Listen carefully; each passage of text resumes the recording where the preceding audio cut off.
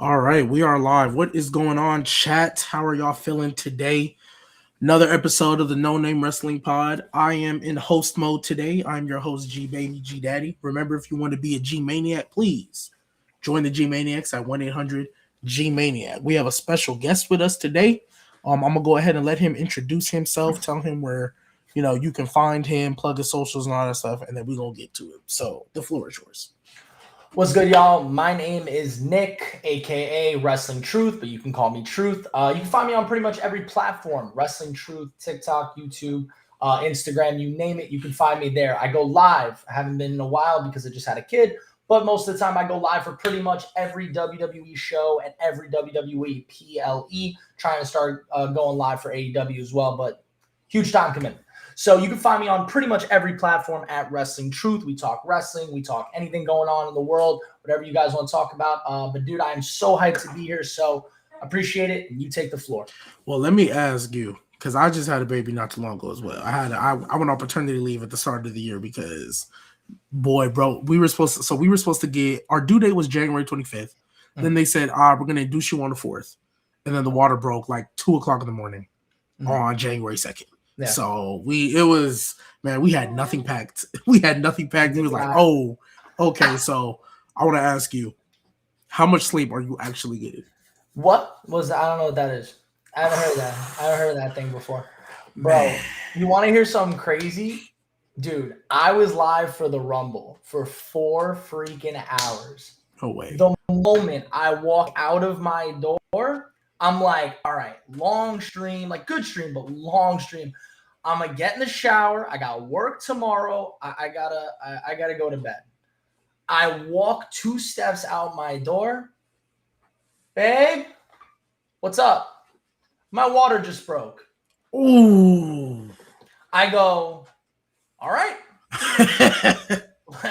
Let's go. I was like, I gotta lock the hell. Oh, so you what, a month maybe at most, month and a half? He's almost 2 months old, but like, yeah, bro, I'm in the thick of it right now, bro. It is absolutely, it's a blessing. It's an absolute blessing, but dude, it's wild, man. Like I can never, you never know about it until you feel it yourself, man. So I know you get that. Yeah, it's I mean, it was definitely like, see, me, I was talking mess the first 2 weeks because he was just sleeping, wasn't really crying.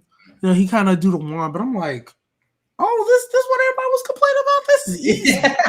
We get to week 3, week 4, dude. Oh, it was. If I had more days to use at work, I would have used a couple of them. I would have used a couple of them. So. But yeah, no, it's definitely a blessing. It's definitely, it's tough, like adjusting, but do you have a son or daughter? Son. Oh, okay, nice. Yeah, so do I. So yeah, he turns 3 months in March, in April. So it's gone by so fast, but we love it. So yeah, it's a blessing, bro. But yeah, chat, let's go ahead and get into the stream. As people join, we will add them in. There we go. Lynn, what's going on with your brother? What's good, my brother? Sorry, chat. That was my bad. Sorry for No, it was Mo. It's still Mo. But hey, G, you shaved the stash? I had to, bro. Like, my allergies always mess up in spring. They always go crazy in spring. And I was doing like the nasal spray stuff. I literally looked at my mustache and I could feel my hair getting into my nostrils.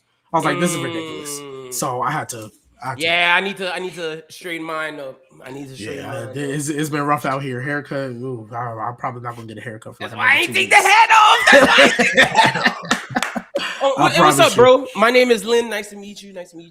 What's good, bro? I'm Nick. You can call me Truth. Hell yeah, nice to meet you, Truth. All right, so we're gonna get into it today. We are recapping old WrestleManias with WrestleMania season around the corner. But before we get into that, I do want to ask you, Truth, how do you personally feel about the build to WrestleMania this year? How do you feel it's going? How do you feel it's been looking? You know what's funny is this is like because of the whole baby situation, this has been the first time I've really been able to watch wrestling without needing to be live. And like, it's been like years since I've been able to do that. And I kind of like, I won't lie to you.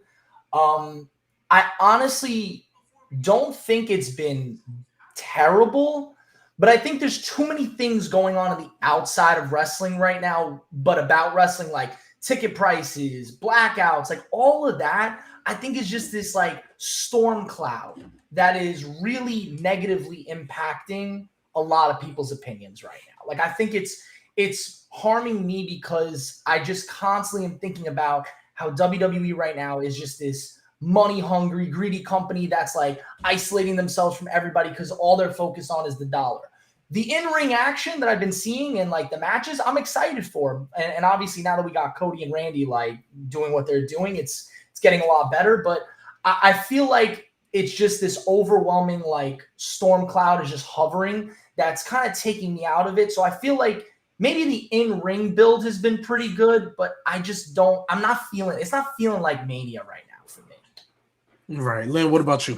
I'm not mad at that. So you know how I'm rocking G, as we always talk about. So like the Mania build, I will say, has gotten better. Like, because if you go back 2-3 weeks ago, we were like, what the fuck is happening? We're in the depths of despair. And like now after Randy gets announced, you know, we get that stuff with Cody and Randy. It's like, okay, I'm interested in that story, Master and Apprentice. Even though I do have qualms with this week where I feel like, yeah, okay, Cody's knocked out. You can't have him there, but you got to build the feud more. It's like, I get you doing the Cardona thing, but like, I would have preferred if you have Cody all messed up, like bandaged up on the face, talking, saying how he feels something, but we're building the feud. We got that. Stephanie and Liv, I'm excited for. I wish they would do a little more because like, unlike the others women's feud, there's actually heat that like there's people are excited for that one. Like with Jade and Rhea, it's like y'all made that a muscle building contest, a dick measuring thing. So it's all messed up over there. But at least with Stephanie and Liv, it's like, okay, we're hyped. And you know, Punk Roman, cool. Rhea and Jade is like, y'all don't know what to do. Y'all keep effing around when easily all y'all had to do was, like G said a couple weeks ago when it was just me and you. All you had to do was just go on what y'all talked about on Twitter. Instead, you bring in BFAB in, giving Meech in, giving Jade a fucking faction. It's like, what are we doing? That makes no sense. So that feud, and so three of the four belts I'm excited for, but it's like True said, it's like, does it feel like Mania? And I guess we were too spoiled with 40's build and even so 39's build. Like, those were good builds, whereas 41, we came back down to earth, and 42, it's like we really came back down to earth. So I'm not going to say it's bad because, like I said, I'm excited for Randy and Cody, Punk and Roman, Liv and Stephanie. Those three I'm excited for, but everything else I'm like, what are we doing? Like, where's Dom and Finn build? Where's a tag team match build? Where's, Mello and Ilya, it seems like we're building towards, which is great, which they better be on that fucking Mania thing. But, like, let's get some more hype into that. You know what I'm saying? So, right now, I would say I'm lukewarm on Mania, but it could easily get warm to hot in between this week and, next week. Yeah, I think the good thing is Mania used to be the first weekend in April for so long. Now it's like the third weekend in April. Yeah. So they have That's true. Way more time, but you said it. I thought Jade and Rhea was just going to be whatever. Unironically, the addition of BFAB and Meechin made it worse. Why did they do that, bro? I saw them pop up on the screen. Actually, no, what happened was I was barely watching SmackDown this afternoon. My son, I just put him to sleep. I was watching SmackDown to catch up because I didn't get a chance to watch it this weekend. Spring break, my parents are here. I happen to scroll on Instagram as I'm like fast forwarding through the commercials, and I see the picture of Meechin and BFAB. And I'm like, are we serious? So then I get to the part, and I want to see how they get there. That unironically made this feud way worse for me. Worse! Because now, either A, Jade Cargill retains with one of the weakest factions since the Pure Fusion Collective, or B, Rhea wins and there's no point in the faction. So it's like, I didn't care about that at all. My thing is, like you said, she has to win now. It's like, why else are you giving her this faction? Yeah, right. Like, that was not, unless they're going to turn on her at Mania, which would still be horrible. Dude, that would like, be this is really bad. If this was like an elaborate plan for them to turn on Jade, horrible. You didn't even Trash. But let's you say know, they having her there for after it would Bianca. Bianca has to be coming back like right after. I don't know. I saw the video she posted about her finger. I'm like, oof, hey, good luck. Yeah. But we're not gonna spend too much. Yeah, I don't know. But we're not gonna spend too much time on the new Mania. We're gonna talk about these old Manias. We're gonna talk about when the game was what we loved, right? We're gonna talk about when wrestling was at its peak. So, Truth, I'm gonna start with you. What do you feel like? And we obviously it's social media world now, so we be making reactions live and talking about all the different things that social media has to offer, right? Like the Twitter, the reports. You see some reports and you react to that, all that stuff. But I want to take it back when we was just watching this for the love of the game, right? When we was watching this because it was really touching our souls, right? I want to know, what is one of your favorite WrestleMania builds, right? Builds. So we're not talking about the actual show itself, but a time where you just go back to like the WrestleMania build, like just being excited to get to that show. Okay. So if we're being honest, like if I'm talking like straight up, I mean the build to WrestleMania 40, like I mean we're talking, even though it's modern, like I've been a content creator for that, like it's a completely different build. That was probably my favorite build just overall. Honestly, from 39 to 40 was probably realistically my favorite WrestleMania stretches ever. Mm-hmm. Like, I mean, people could tell you, oh, go watch WrestleMania 17. I wasn't born. All right. It ain't going to affect me the same way it's going to affect, some guy in his 50s. But listen, the WrestleMania 39 and 40 was awesome. But I'm not going to lie to you. The build, I want to say it was either 25 or 26. When the Undertaker and Shawn Michaels had their second go around, right? I can't 26. Emphasize enough, from the playgrounds, bro, to the house parties that we all hung out watching Monday Night Raw, Friday Night SmackDown, whatever it is. That build of where Shawn says, "I can beat you, I can beat you," and put his career on the line right here. That hit me right in my heart. Yep. Because, bro, when you're a kid, you suspend your disbelief. You don't know the logic behind, like, oh, yeah, this is Shawn's retirement match, clearly. I'm sitting there thinking to myself, like, Shawn, you got to win, Shawn. Yep. Like, and then when you add what happened the year before, it's like, no, Shawn, don't put your career out there because you lost last year, bro. I need you. We just got you back. Like, no. And, bro, I feel you, bro. We talk about, like, dude, Taker, when we were kids, that man was immortal. That man was immortal. Especially at Mania time. It was like, when we Taker didn't know it was like Mania, to see him lose. We didn't like, and I'm sitting there like, I'm not thinking about, like, if I were watching that today, obviously I'd be sitting there like, oh yeah, Shawn's going to retire. It's going to be a great match, awesome for them. But dude, there was nothing in my life that affected me like coming home from school, sitting down and just watching the battle between the two of them. Because, bro, it was literally like watching the Grim Reaper and the Hero, like, just go at it. It was crazy. Especially because when you look at that build, I think because obviously I wasn't watching like early days, so like that build is one of the first like earliest memories of me getting to that Mania. I vividly remember thinking, well, there's no way Shawn Michaels is gonna lose, right? Yep. Like that was the first time I was like, oh, Undertaker's actually gonna lose.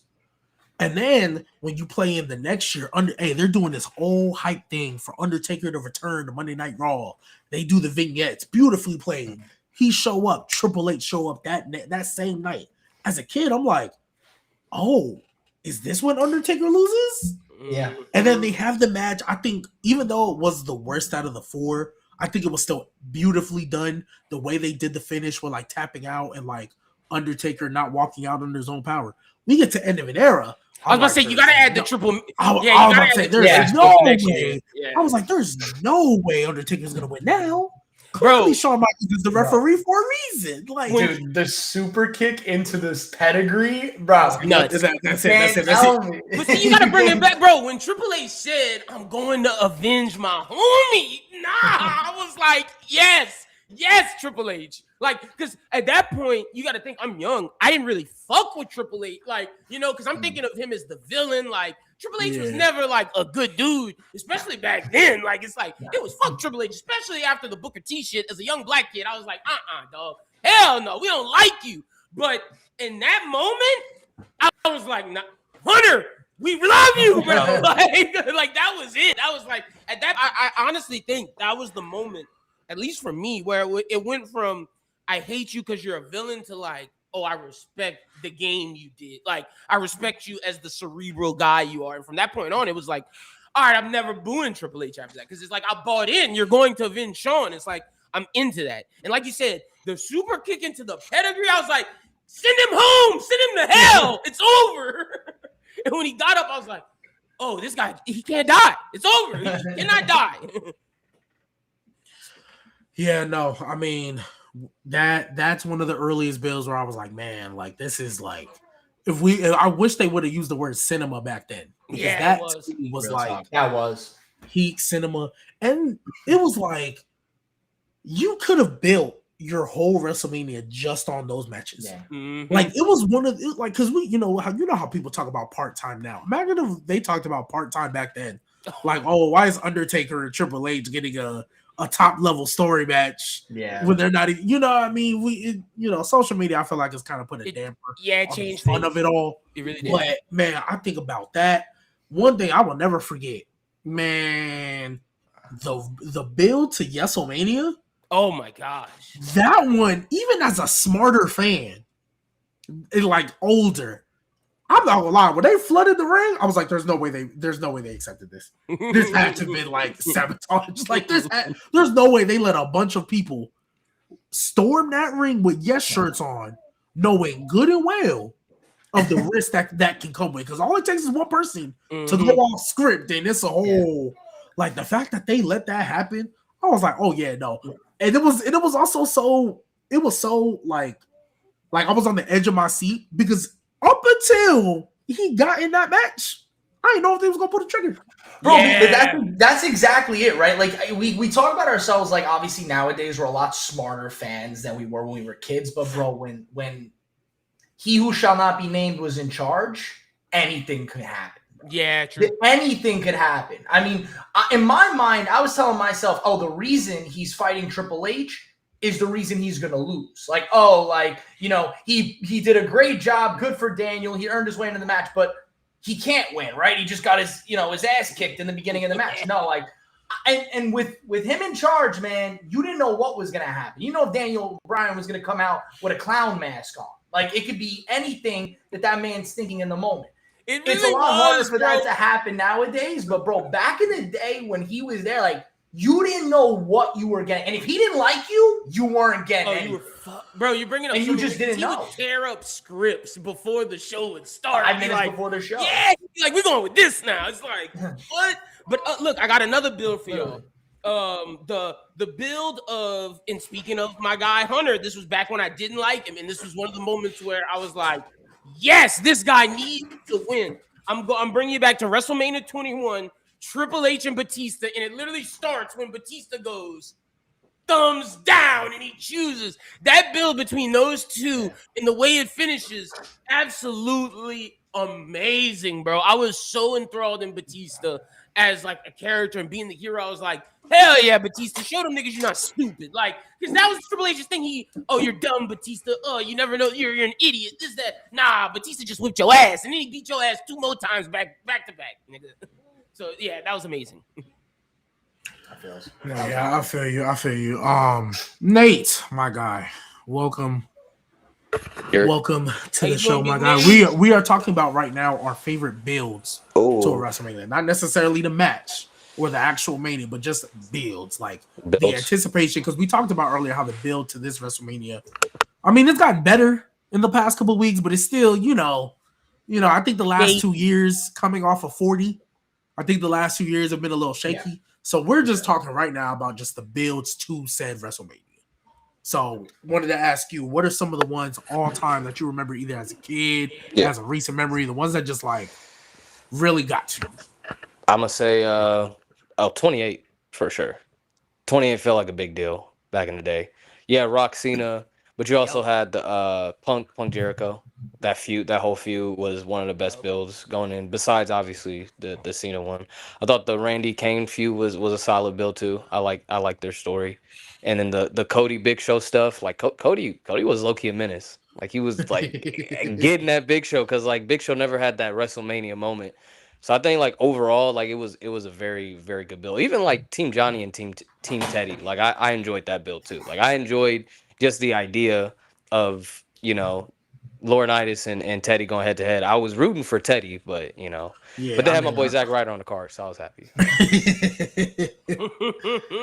Hey, No, shout out yeah. to the old heads. I wasn't alive for this, so I don't know how it felt in the moment. But watching like the lead up, because I've done my history on the old stuff, but the Mega Powers build, bro, that had to be nuts back in the day. Like just Macho Man versus Hogan finally going at it, like that had to be crazy. So for all the old heads in the building, y'all put in the comments y'all's favorite old builds, because I know the Mega Powers build had to be crazy. Yeah. Shoot, I'll even go. You said 28. I'll even go 29 though. Right, 29 going into that one. Obviously, we know there was some stuff that happened before that we're like, did this really need to happen to get there? But for me, one of my favorite builds, Triple H Brock Lesnar. I feel like people forget or don't talk about that build as much. That was like that's when Brock was doing that Kimura lock gimmick and like really breaking people's arm. But then he broke Shawn Michaels' arm. Oh my god! I remember people saying, "Hey, is Shawn Michaels gonna come back for this?" Like, I remember that. The Shield was a big deal at the time, even though they was fighting randoms. It was still a big deal at the time. What's it called? You had Team Hell No, which was one of the best unique tag teams that we've ever seen. And obviously Rock Cena too. We didn't need twice in a lifetime, but I still think the build to get there was really, really good once we knew, okay, this is where we're going. Like once Rock actually won the championship and it was like, all right, this is where we're going, I think they did a phenomenal job of playing on the fact that, Cena, you was talking all this mess. You was talking all this crap and you lost. And then you ended up losing to People Power later that same year. Mm-hmm. Like the World Heavyweight Championship match that year. Oh, it's two peak performers. Who? Oh God! Oh Del God. Rio and Swagger. That's why I didn't remember it, bro. The fact that was a world championship match at Mania, bro, like trash. They didn't even get interested. But that goes back to what we were talking about Voldemort. You could get anybody, bro. Anybody could get a damn match, and it was insane. Let me give you Oh, go ahead, Nate. No. I was just gonna say the only thing that really like truly made me mad about that Mania, I remember as a kid when Fandango beat Chris Jericho. Yeah. I was like, bro, what are we doing? Fandango. I'm sorry. Fandango beat Chris Jericho. And I think it always makes it worse because then later on, AJ Styles could have beat Chris Jericho at WrestleMania. Yes. Like, you could give it to Fandango, but you couldn't give it to AJ Styles? No. Like, come on, bro. What are we doing? Yeah. Hey, another underrated build that people don't really talk about, 24, bro. You get Edge versus Undertaker. That lead up great. You get the triple threat of Randy Orton, John Cena, and Triple H, Randy Orton, and John Cena. Yeah, you get that. You get in Ric Flair's career ending, which the lead up with HBK taking Ric Flair's career. So low key solid build. It was, bro. That was my first Mania. That was the first time I ever watched like wrestling was that year. And dude, I mean, the whole even the Shawn and Flair thing was so like crazy to me because it's my first time watching. Now, granted, I'm like watching this guy. I'm like, this guy's got to be in his 80s. Like, I'm watching Ric Flair, but I'm like, wait, so like he loses and that's it? Like he just never wrestles again? And my friend was like, yeah, that's what happens.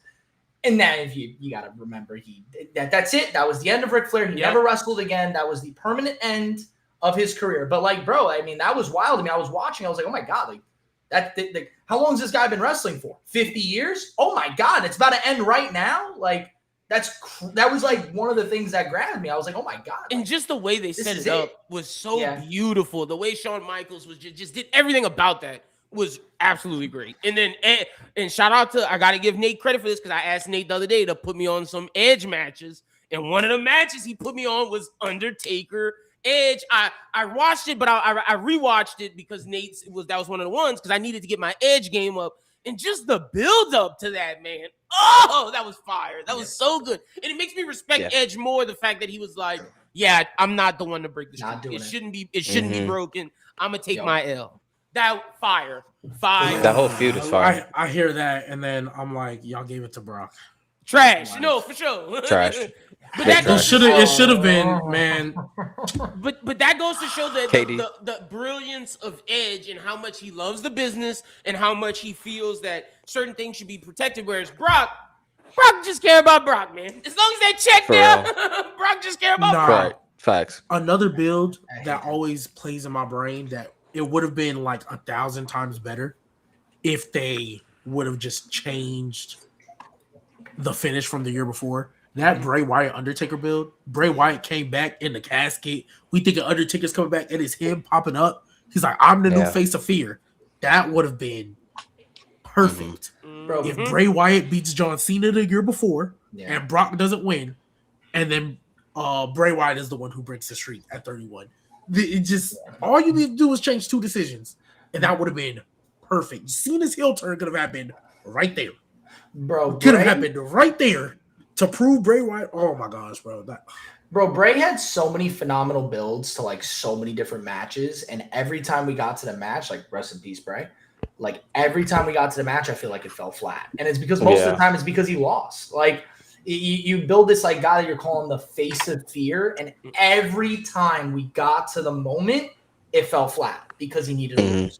And like, that's exactly why I forget who said it. It was one of those old timers on one of these pods. They were like, yeah, winning doesn't matter in wrestling. Like it matters the moments in the story. It's like, no, bro. Like if you don't win, we don't take your character serious. Like what are you talking about? Like you're just saying that to protect like imagine the if people Cody kept losing, bro. Like, right. Bro. Like you can I agree with the sense that technically wrestling is about moments. That's what they care about.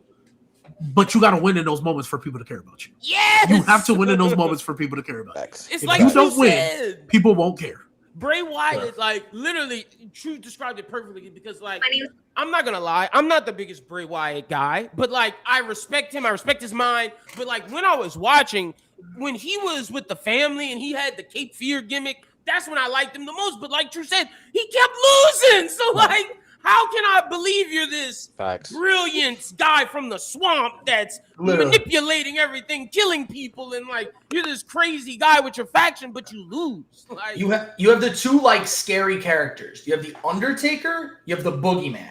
One who's like the main guy, like this guy, he's not only scary, but he's at the top of his game. He's gonna win all the time. Then you have the Boogeyman. This guy's scary, but he's a joke. It doesn't matter what he does.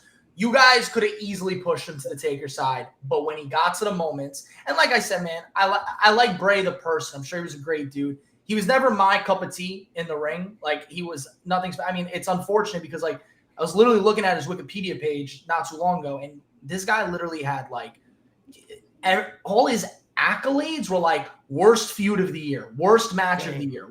And it's so sad, like knowing that a lot of that could have been changed if the builds that all of these matches got between Cena, Taker, whoever it was, actually ended the right way. Like, it's the thing, Like, if you really sit back there and think about it, he had back-to-back WrestleManias with John Cena and The Undertaker. Yep. So, clearly, he was somewhat valued to do that. He had multiple with Randy, too. Like, and they messed up each one. They messed up each one. Oh my God, they messed up each one, bro. Randy's, a Cena, and a Taker. That's insane. How did he mess up all 4? Did he lose all 4? He lost all 4. Yes, he lost all 4. And then he had another Cena, which I don't know if we call that a match. But like, I'm not gonna lie. That was a masterpiece. I will take it. I will take the win. His only win didn't even count 1, 2, 3. It was just disappeared. That was it. That was Cena just. And that's the thing. Bray knew how to build it, man. Bray's storytelling mind was amazing. It's just you didn't give him the wins to make it matter. The stories you told leading up, and that's sad. Yeah. What's going on, Malik? How you doing? Yeah, what's up, Malik? How we doing, bro? What's up, man? Am I still taking over? You got it now. Nah, I was just listening to. I was just letting y'all. Your name's still G, baby. Yeah, it is. G-Dad. Oh yeah, we gotta decide the names. You can decide them now. But no, I mean, we only started with like our favorite like WrestleMania builds. We haven't even talked about like any matches of WrestleMania specifically. We just got talking into the builds. Yeah, I ain't talked about the nasty stuff yet. We ain't got there yet. We ain't got there yet. I got some things here we'll put down. This kind of goes into it. So I was just letting y'all. Yeah, no, but you got it. You good. So this is more just like a rapid fire thing. So it's just the first answer that comes to your mind is going to be the answer that you will come up with. So I mean, it's just your personal take. So this is all WrestleMania related. So I'm just going to ask a bunch of different random questions. And if you're in the chat, feel free to play along as well. Give your answers in the chat as well. Like I said, it's basically rapid fire. So I'll say one. You may think about it for a little bit, but everybody will give an individual answer. So first one, and I'll go two. I'll start with my answer, and then I'll let everybody else go after me. So we'll just go with the order. So first one, I want to ask y'all, what is the GOAT WrestleMania main event? Now, I don't know how y'all defined it. I don't know if y'all count the build plus the match, or if y'all count the match. Some people separated. I count the build and the match for me personally. So my GOAT WrestleMania main event would be Cody versus Roman at WrestleMania 40. Go ahead, just gonna keep going. We'll just keep going in order. Oh, okay. Truth next. Yeah, I mean, it's tough for me because I don't think it gets better than that, bro. I mean, and even if you want to like, I'll go the Roman Punk because I don't want to like just pick the same thing Malik did, but like it really doesn't. Nothing could beat that in my opinion. That was the greatest moment, greatest like 15 minutes of my life, and I have a kid. That was the greatest 15 minutes of my life. Fuck them kids. That was just the greatest wrestling moments ever. But I will say, like, to be honest with you, my entire like opinion on wrestling has changed since I started streaming it. So I will say, like, last year, the Roman Punk and Rollins match, like, that had me on the edge of my seat. I don't know if I can call it the greatest, but it was, at least in my like recent memory, somebody who actually went through it versus like going back and watching it. That literally is right under the Cody Roman match, like in my opinion. It was so amazing. And it wasn't even the main event. It was a night one event, which I think that moment kind of solidified that night one can always battle it out with night two, as long as the match is up to par. So 100%. Yeah, my answer is, y'all know I'm the Cody guy on the pod. I gotta go with Roman Cody main event 40, but I'm gonna say this to be different. I'm gonna go with 39, bro. The one where Cody loses, because the build to that, you get to the match itself, everything is fire. And then when Solo Sikoa comes out and hits my guy in the neck, my heart was broken. Like, that's how you know it was such a good main event. It's like, yeah, you could be happy with 40, but let's not forget the greatness that was 39 in the loss. Shout out to Roman. Roman fans are happy. You get to the over the 1,400 days or whatever, like greatest champ ever. My goodness, that was great. So I'm gonna say 39 is just to be different, but my real answer is 40. Yeah, I mean, I'm going on record to say Cody Roman 2 is the greatest professional wrestling match of all time, because it's literally, it captures everything that professional wrestling is, from in-ring to long-term storytelling to big moments to the past meeting the present to that ultimate climax. Like, it is literally, like, if you wanted to show someone like what is professional wrestling, I would show them that match. Like, this is what professional wrestling at its peak. This is what professional wrestling is. It is everything. But again, to be different, what I would slide, I guess, number 2. I'm gonna go with Sean Taker 2. Nice. The build to that was fantastic, especially if you know the build from the first match. Sean was cocky. He was in Undertaker's head, and then the second build for WrestleMania 26, he was desperate. Like, he was more desperate. He was never scared. Sean was never scared. He never feared Undertaker. He hadn't feared Undertaker since the 90s at that point. But at that point, he was desperate, and he was so sure. He never doubted for a second that he could beat Undertaker, so much that he put his career on the line. And the fact that he helped Chris Jericho, of all people, the dude that made him bleed, the dude that punched his wife at SummerSlam like 2 years before that, he helped him win the world championship just to get a match with Undertaker. Cinema, literal, like, before that, that phrase was even coined in professional wrestling. That was little cinema. Hey, that's funny because everything you just said between G and Truth, they said that, and I'm pretty sure G was said exactly. It was cinema before cinema, so like we're on the same wave. Yeah. Yeah, I mean, I think most of us now we've pretty much said, "Hey, Cody Roman 2 night 2 at 40 has been the greatest main event we've seen." I'm also going to be a little different just for the sake of this. The tag match from main event night 1 at 39. Yes. That was such peak storytelling. Yes. It's the last time I was actually a fan of Sami Zayn.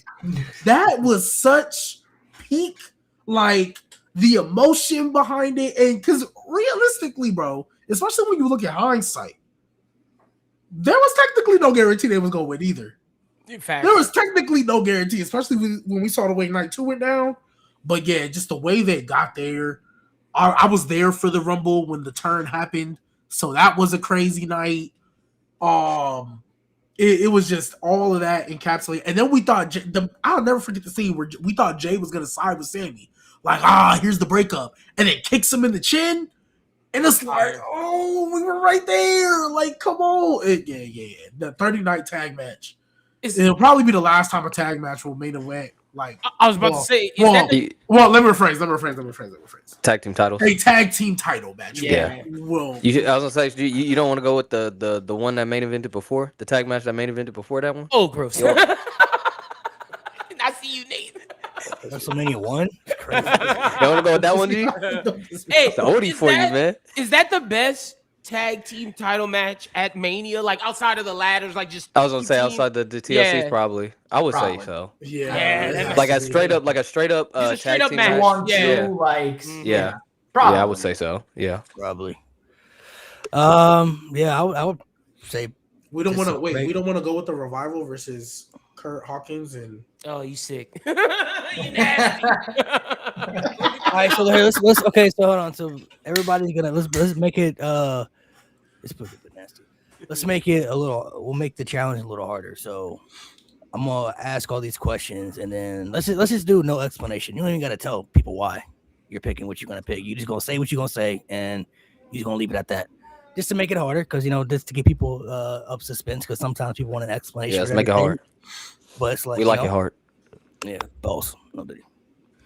So So everybody collectively, realistically, you been hanging out with Will too much. does everybody collectively have Mania 40 as the GOAT main event? Yeah, pretty much.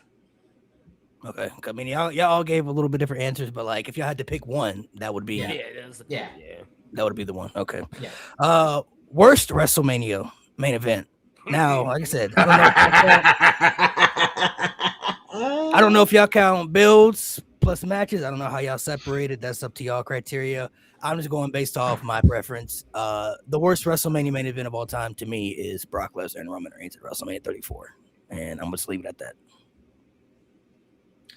I'm probably gonna go Miz and Cena was really bad in my opinion, and then obviously with the Miz's injury too, it made it even worse. I'm gonna go old school for this. Hulk Hogan versus Sid Justice, WrestleMania 8. Nasty. Trash. By the way, they had the opportunity to do Hogan versus Flair past that. But they said no. Nasty. They said no. They ran the house shows in fucking California. Neither guy wanted to lose. That's why. Of all places, California. Anyway, we gonna keep it. Oh, we actually gonna go a year later. We're gonna go Brett Yokozuna / Hogan. Hogan, yeah. Hogan Yokozuna. That shit was ass, bro. Hogan must pose. That's like peak. Like that doesn't work for me, brother. Like that's like, oh my god, bro. That's peak backstage politics. That shit with the black eye and everything, bro. Disgusting. Someone beat his ass. I think it was Macho Man. Didn't Macho Man put paws on him before? It was that, bro? either Macho Man or the Steiners because they had. I watched the documentary. They told two different stories. Yeah, someone put balls on that nigga, bro. They said, "Oh, you going? All right, bet you going out there? All right, bro." G, what's your answer? My bad. Anything with Big Dog Roman. Putting pacifiers. Yeah, I've usually been in lockstep with Malik with Brock Lesnar versus Roman Reigns being the worst main event I've ever seen in my lifetime.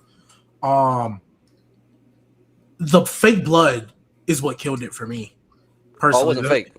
It was hard. Hard way. Oh wait, that's Yeah, real. when he got cut open. Yeah, that's the only way they could do it. They I'm not gonna lie. I'm not gonna lie. In New Orleans, There's no way I think Roman was.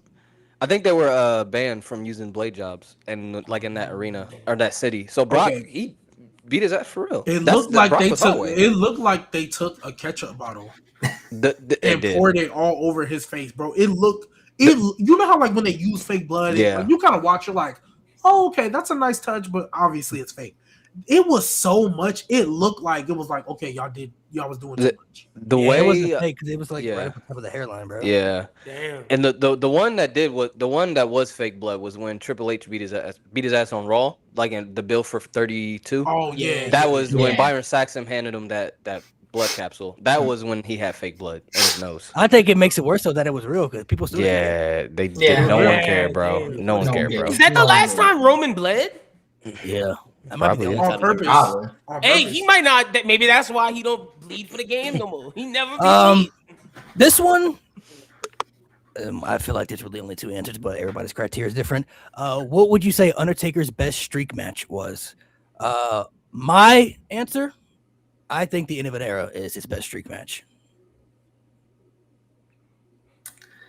I feel like him and Sean in the first one is the best. That's exactly what I was gonna say. First Sean match. I think me and Malik are on the same wavelength. End of an era. I rewatched that. But again, before they coined the term cinema, that's literal cinema right there. That's one of the most beautiful matches that you will see ever. Yeah, we talked about that earlier too. End of an era. Like, I'll never forget, like, because they had the no holds barred match. So I'm literally sitting there knowing we're gonna get to this again. I'm like, how are y'all gonna top the no holds barred match? True. And then they were like, Hell in a Cell. I'm like, okay, so a no holds barred match inside of a cell. Cool. Once they put Sean in as the referee, I said that boom. I honestly thought he was gonna lose. I'm like, Sean is gonna be the reason Triple H win. Like, clearly. Yeah. Greatest kick out ever. Yeah. A WrestleMania match that overexceeded your expectations. So a match that maybe like, I don't really care about this. And then after the match, he was like, damn, that shit was good. I'll say for me, I'll say AJ versus Shane. I really like going into that Mania match. I was like, damn, AJ Styles got to fight Shane McMahon, bro. Like, kind of crazy, but coming off that WWE title reign. And then after that match, I was like, damn, that shit was good as hell. I still think that was the best match on that Mania. That probably would have been mine. Just honestly, Shane has had some moments like that, like where I just flabbergasted at how good he can be sometimes. I'm not gonna say it was like a match that exceeded my expectations because I thought it was gonna be good, but like Gunther, Drew, and Sheamus, like I thought that match was gonna be like very solid. I did not know it was going to be because, dude, when we have triple threat matches, I know we're not gonna explain everything, but like triple threat matches are hit or miss depending on are all three guys gonna be active at once or is it gonna be two going, one on the side, two going, one on the side. And dude, I think that match was perfect, and that blew my expectations away. Not because I thought it was gonna be bad, but like was way better than I could have ever thought. All right, for me, I got underrated match. I'm going Seth Rollins, Finn Balor versus The Miz for the Intercontinental match at WrestleMania 34. Did not expect that to be good. You know, Miz is Miz, but the way that Seth and Finn cooked and Miz stepped up to the plate, bravo to those gentlemen. That was a damn good match on 34. For me, I'm gonna go WrestleMania 37. I forgot what night it was. Miz and John Morrison versus Damian Priest, Bad Bunny. Yeah. I did not expect Bad Bunny to cook the way that he cooked that night. I didn't know who he was before, like WWE. So I was like, okay, I'm sure he'll probably get a couple spots in. Bro, oh my God. He cooked so hard that he was literally the best part of the Royal Rumble that year, the next year, the 2022. Yep. Like he got the biggest pop of the night, I think. Like that Rumble's trash, but that Bad Bunny spot, fantastic. So yeah, that match definitely blew my expectations. For me, I'm going the Bar versus Braun Strowman and Nick. No, okay, I'm sorry. For me, I think an underrated match that AJ and Shane were definitely like okay, fine, because I think the way they handled the Elimination Chamber that year, even though I was happy for Bray, it was like AJ Styles like should have technically, because Randy just changed his mind, AJ Styles should have technically had a match. I was like, y'all really gonna do him dirty like that? Like, okay, cool. But they obviously outperformed. It was like the last time I was interested in Shane. So definitely that one for sure. This one kind of also falls into that a little bit. A WrestleMania match that disappointed you, one that you were so excited for that just Easy. There's a couple of matches you could name. It was a good amount. I'll say to be a little bit different. For me, I still say Triple H, Randy Orton, bro, at that WrestleMania. That might be one of the greatest builds I've ever seen in my whole life, and the fact that that match just didn't deliver the way we thought it would, I was just like. And I watched that WrestleMania live too in real time, and like I just remember it going off, being like, I had more. Like I was expecting more out of this, bro, and like this is what we got. So disappointing. Yeah, for me, I mean, there is definitely a bunch, and that's sad. But the one that sticks out the most, because this was my first introduction to one of them, is Shinsuke and AJ. I was like, people were like, you guys have no idea how amazing this match is. All you WWE fanboys, like, you guys got no idea. And I watched this, I was like, it's okay. And then the turn ruined it. It made it even worse than it ever needed to be. And bro, and then I got to see what it's actually supposed to look like during AJ's retirement tour. Oh my god! Yes, like, bro, don't remind me. Bro, but dude, yeah, that match, like, that match was so underwhelming in comparison to what I thought it was supposed to be. So. Truth took my answer. That's the one I was thinking of. I'm gonna give my second answer just because when they announced this, bro, I expected a straight up blood feud. We got the worst match. Jimmy versus fucking Jay. That was my other It one. was trash. I expected so much. All the brothers were going at this. We're about to end this. They were talking like, oh yeah, this is the first brother match since the Hardys. People were hyping that shit up. It was horrible, bro. Horrible. At least there was a variation between the Hardys and their moveset. Jimmy and Jay literally do the same thing. I was like, how are they going to make this work? With Jimmy and Jay, though, I'm sitting there, I'm like, they've been planning this since they were like 5 years old, bro. Yeah. They were thinking about this since they were kids, bro. Like, they have to have this whole thing planned out. Like, they were like, yeah, we've been planning this for Mania. Like, this has been our dream for forever. And that video package was fire. And my brother's bro. keeper, like that shit was hard. I was Yeah, like, literally. oh shit. And Rikishi was hyping him up on the pod, like, y'all don't know what y'all don't know what y'all in for. Nah, We didn't. Thanks, douche. I'm gonna go one. Not that I thought it was gonna be like the greatest match of all time, but I expected a lot more than what we got, and I understand why we got what we got. It was Roman versus Brock at 38 because Roman got injured like halfway through the match. They cut like half the match. I felt like because they're literally combining the titles, and it just kind of ended. And I was like, yeah, that's it. Like it wasn't. I can't remember any like really big spots from that match.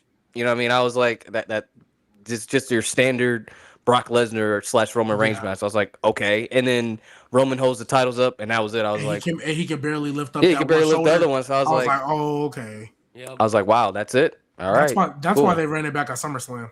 Yeah. I think. Like, I don't think that was the original plan, and then they were like, and that SummerSlam match is fire. I was there for that. That shit was fire. For me, I'm gonna be a little bit different. I'm putting 90% of the WrestleMania 34 card, and I'm putting everything on the WrestleMania 39 Night 2 card except for Gunther, Drew, and Sheamus. My God, those were freaking letdowns. The Demon Finn Balor losing to a Concerto. Not even the Spirit. Concerto? Are we serious? You're the Demon. Asuka losing again. I get you want to Bianca to have the record. Asuka did not need to lose that match. Like, y'all revived her somehow, some way. Why?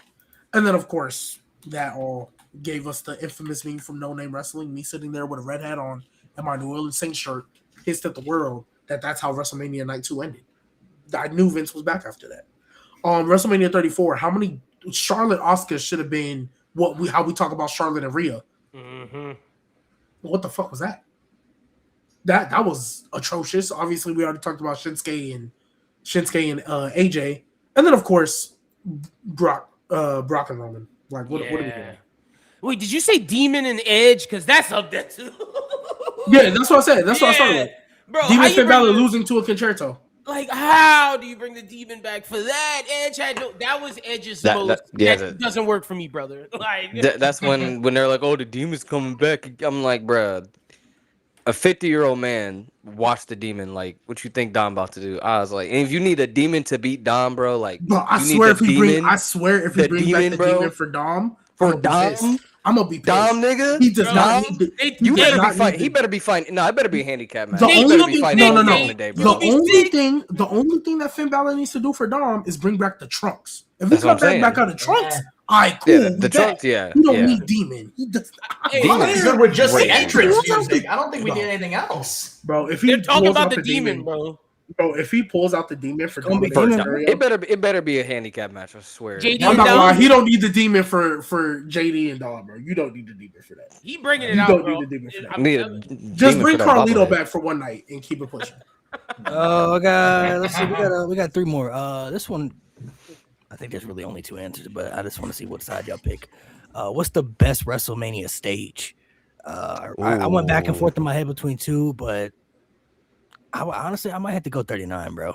39 was so good, bro. Oh, yeah. Mine is also 39. 39 was crispy, man. I'm gonna say 39. I gotta make sure I don't forget any other stages. I'm gonna go, yeah, bro. I'm gonna go with 39 until I think of something. Let me think. Nate, you could go before me.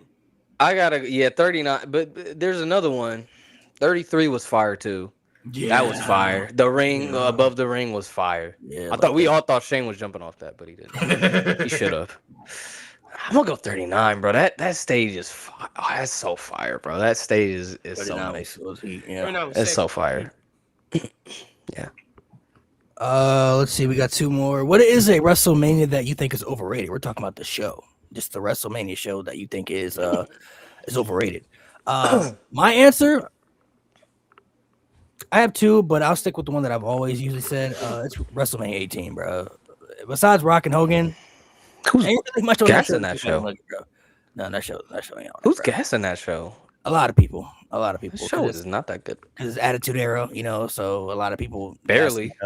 Undertaker Ric Flair was also a good match, but yeah, without Rock and Hogan on that show, genuinely, you couldn't tell me anything about that WrestleMania that stands out besides that. It's literally just a good match show. So. I remember doing a video on this a while back, and I got a lot of hate for it, but WrestleMania 3, I think, is like widely considered by people who watched it one of the greatest things ever because, Hogan and Andre.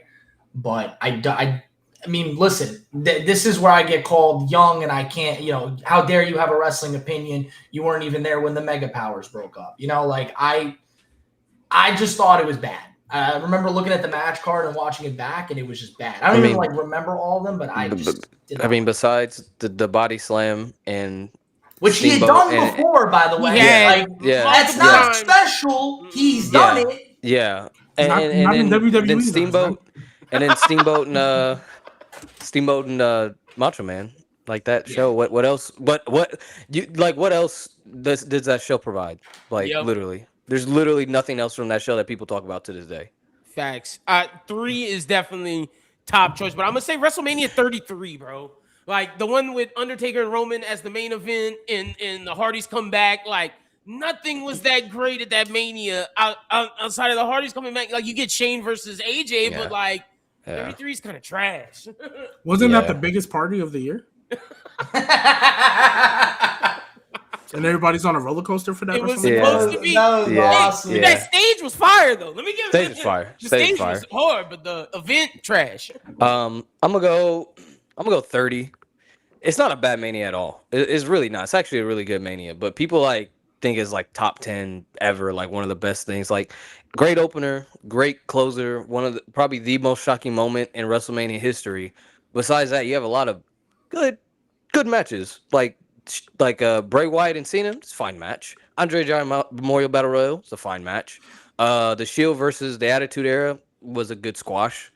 Then the Divas Invitational was what it was. There's nothing else on that show that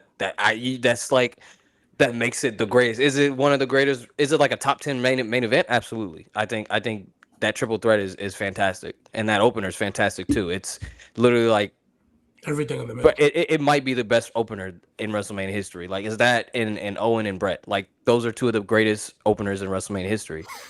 But besides that, like, it's good. It's really good, but it's not top 10. It's not top 10.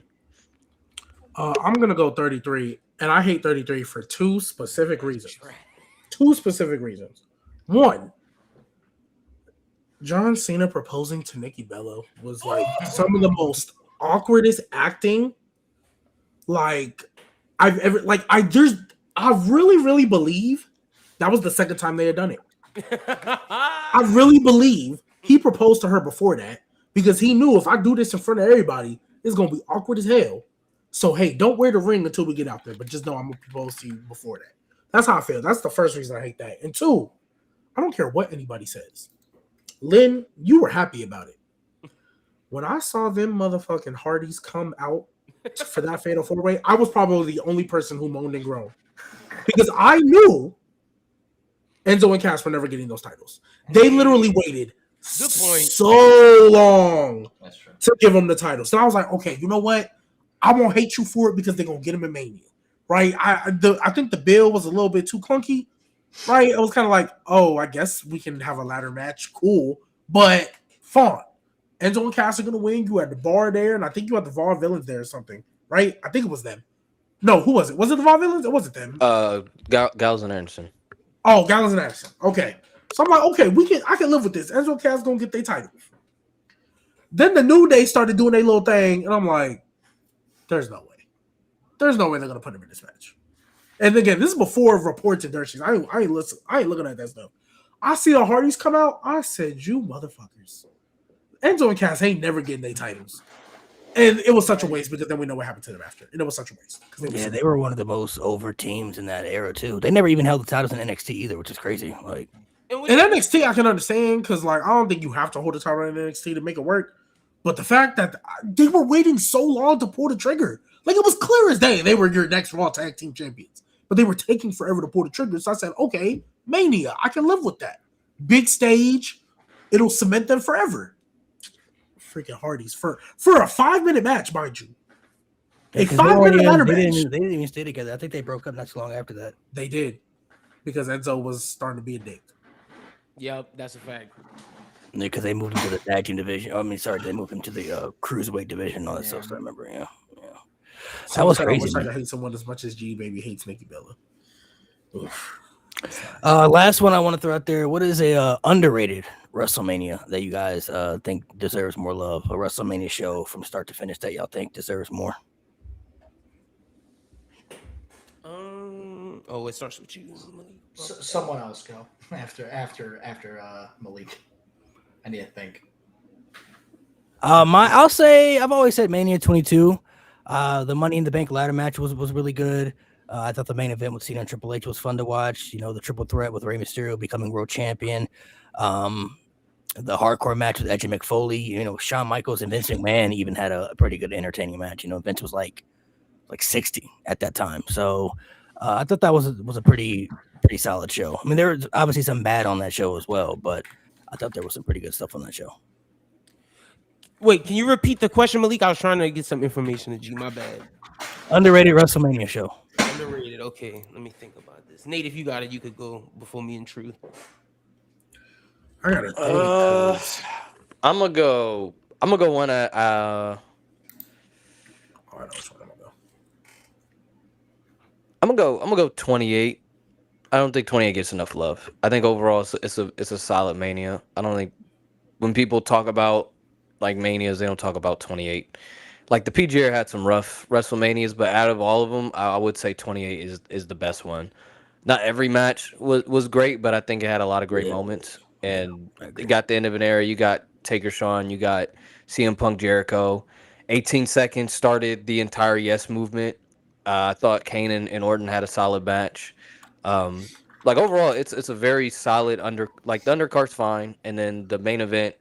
The main event matches are really good. So, and the builds to those matches are very good. So, I would say 28 deserves a lot more love. 22. I'm gonna go 36, even though it was the COVID Mania. I think for a Mania, better than 41. Oh, for sure, better than 41. But I think Pandemic Mania. yeah, the Pandemic Mania was actually Yes. like if you go look back, I think Yes. Shayna and Becky, even though it had the wrong winner, I think that was a good one. Seth and Kevin was a Cook. great match. It Cook. was a great build. Cook. I think if they would have done it live, it would have been the best match on the show. Cook Only more. thing that I really hated on that show for real, like outside of decisions, was like Goldberg and Braun, but we knew what that was. It's because Yeah. Roman couldn't show up. Last minute. We knew what that was, and then the fact that Drew McIntyre had to fight the Big Show after the show. That was weird. Yeah, that was weird. That was stupid to me because it went off the air. Then they came back the next night and was like, "Hey, look what happened What off the happened? air." It's like, why would you show us this? What does it have to do with anything? Like, Yeah, what? but like I think Shayna should have won, but that was still a good match. I think it did good enough.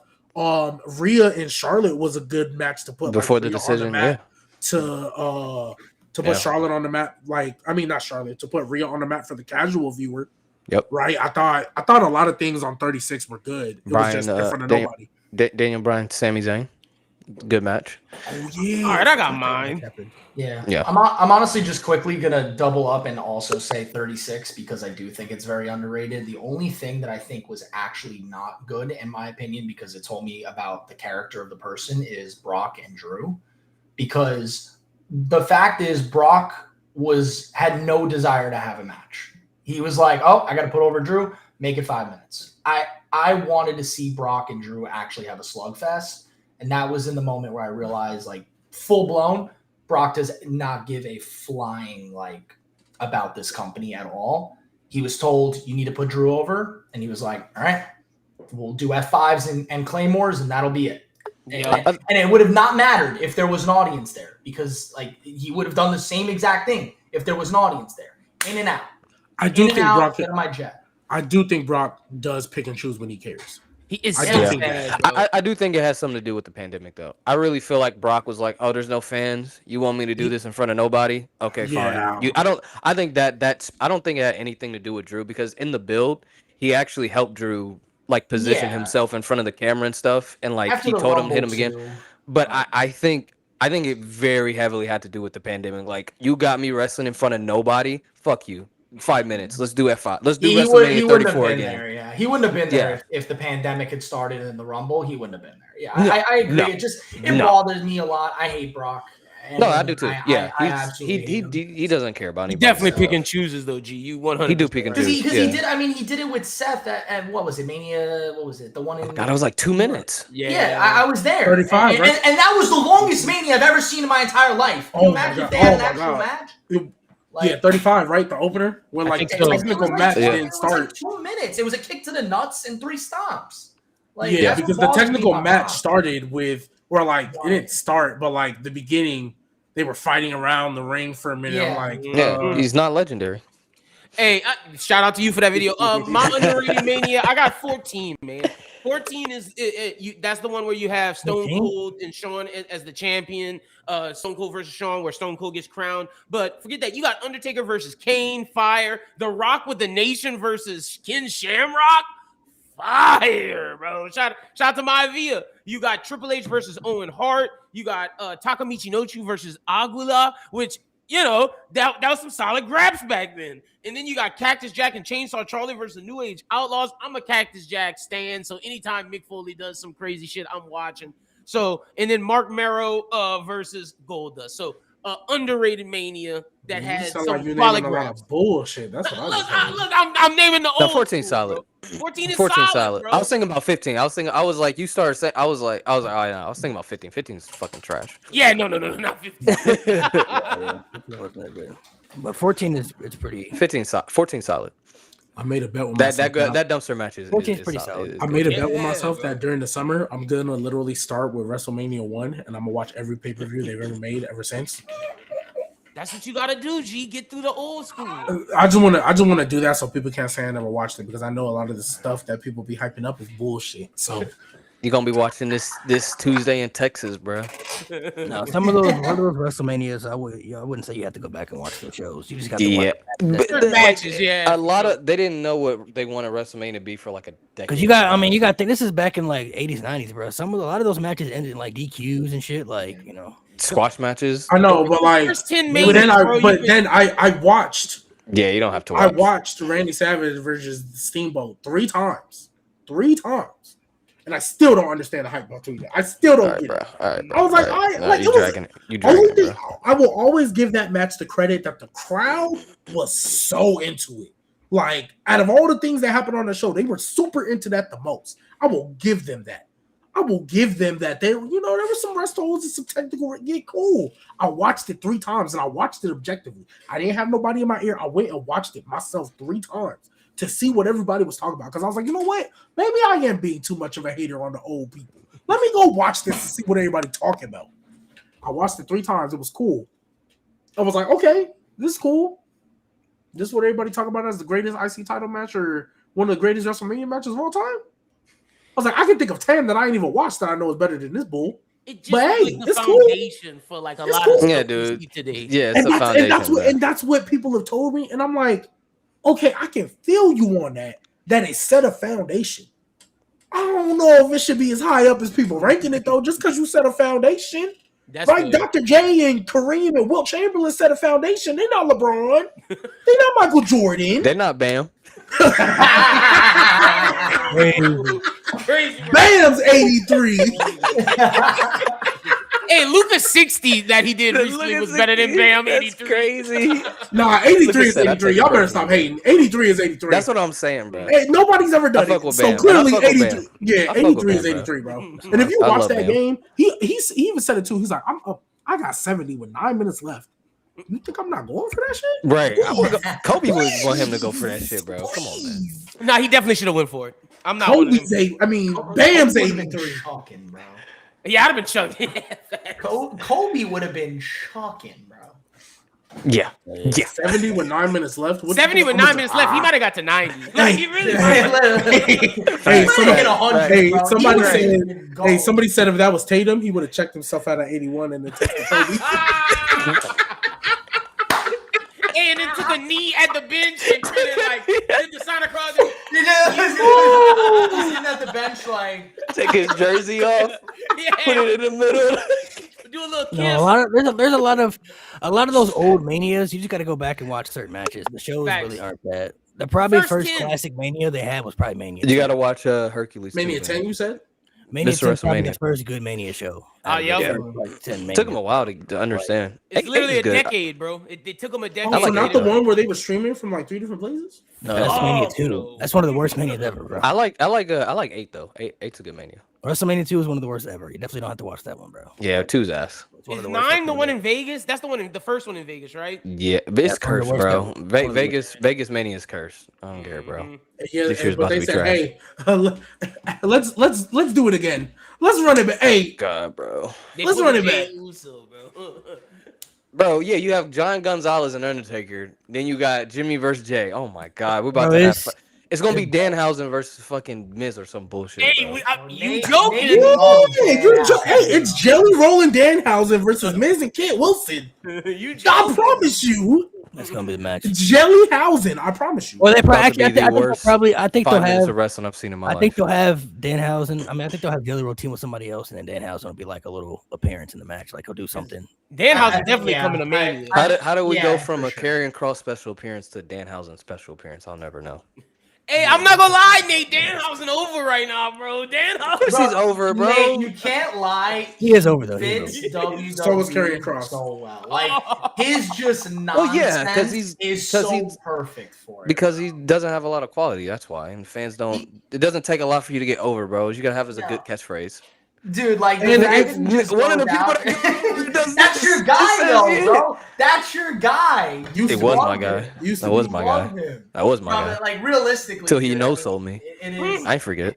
I forget that, Jay. I mean, realistically though, I mean, he's got to getting over is getting over. You got to find a way to connect with the audience. You know. Nah, I'm not gonna lie though. I am with Nate because You don't Karrion like Kross Danhausen? literally was super over.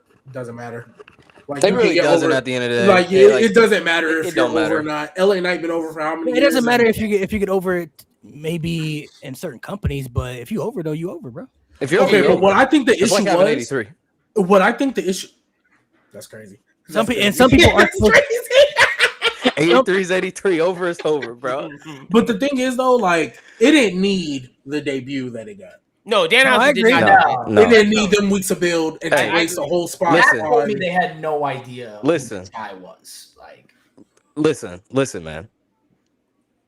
Cross's 60 is better than Danhausen's 83. That's a fact. No, that's a fact, bro. Cross. Hey, my guy Cross is killing it right now in the Indies. He's doing well for himself. But I definitely feel that debut was still underwhelming. Like when you put a particular debut like that on a show and then you present Danhausen, not really the best type of feeling. Literally- But I never denied that he couldn't get over though. I mean, yeah. No. I like He's him in gonna WWE, man. That He thing fits that- WWE a lot better than He's- AEW. When the New Day where he goes, "You are cursed," and then Grayson Waller was like, "It's over my shoulder." Like, nah, that's Which- you which I'm not gonna lie. also got to remember too. The fan, there's that tribalism, so the fan bases That are too. different. Like Danhausen gonna be doing the same shit he did in AEW, but people No. don't like it in WWE because it's WWE. But bro, honestly, like the whole getting over concept is so interesting to see, like just how different it is amongst companies. Like the black and gold era of NXT is my favorite, and like my favorite era of wrestling ever. And The best. I will. Yeah, I remember that video. And I agree with you. But like, it's my favorite era of wrestling ever, and it's so insane to me just how much I feel like those wrestlers are perfect for the modern AEW. Like, so many of the guys that competed in that era between like even Karrion Kross in the later years, but like Adam Cole, you know, Roderick Strong, all the Undisputed era, and then also like who I thought would have been perfect, of course, Ciampa, but like one of my favorite wrestlers of all time, Johnny Gargano. Well, I'm like holding out hope at this point that WWE will do something, but like if he goes to AEW, I will be watching everything he does in AEW as much as possible. That era of like the black and gold has seamlessly transitioned to the AEW style, and it's actually beautiful. Like, it's actually beautiful to see that getting over the way you did in NXT Black and Gold fits perfectly for the AEW crowd. It does not fit the WWE crowd. It does. You're not the only person to ever say that, but I actually personally disagree. They just won't do it. I'm not getting mad at you. They just won't do it. If they took NXT Black and Gold and their format of not only just the pay-per-views, but even their TV match formats that they had, there was some real graps on the regular day-to-day hour TV shows. If they just took that and used it with the same characters, because to me personally, right, there would be a lot more people over and a lot more people getting looks if they did. Perfect example, and this is a random name. Candice LeRae can hoop. But people don't know that. Candice LeRae, if y'all think I'm tripping on Candice LeRae, I want y'all to go watch her versus Io Shirai. And I don't remember which pay-per-view it was, but it was the only women's match on the card that day. Go watch Candice LeRae versus Io Shirai. Right when Io Shirai turned heel after losing to Shayna Baszler. They have the potential to do that with everybody. And they kind of were almost getting there a little bit. When Triple H first took over in 2022, 2023, them TV matches were actually getting back to that, like, this is a different type of style. This isn't just your regular format. Ilya and Carmella were doing it now. Yeah, and every time they have a match, what was the Leon Slater when he showed up?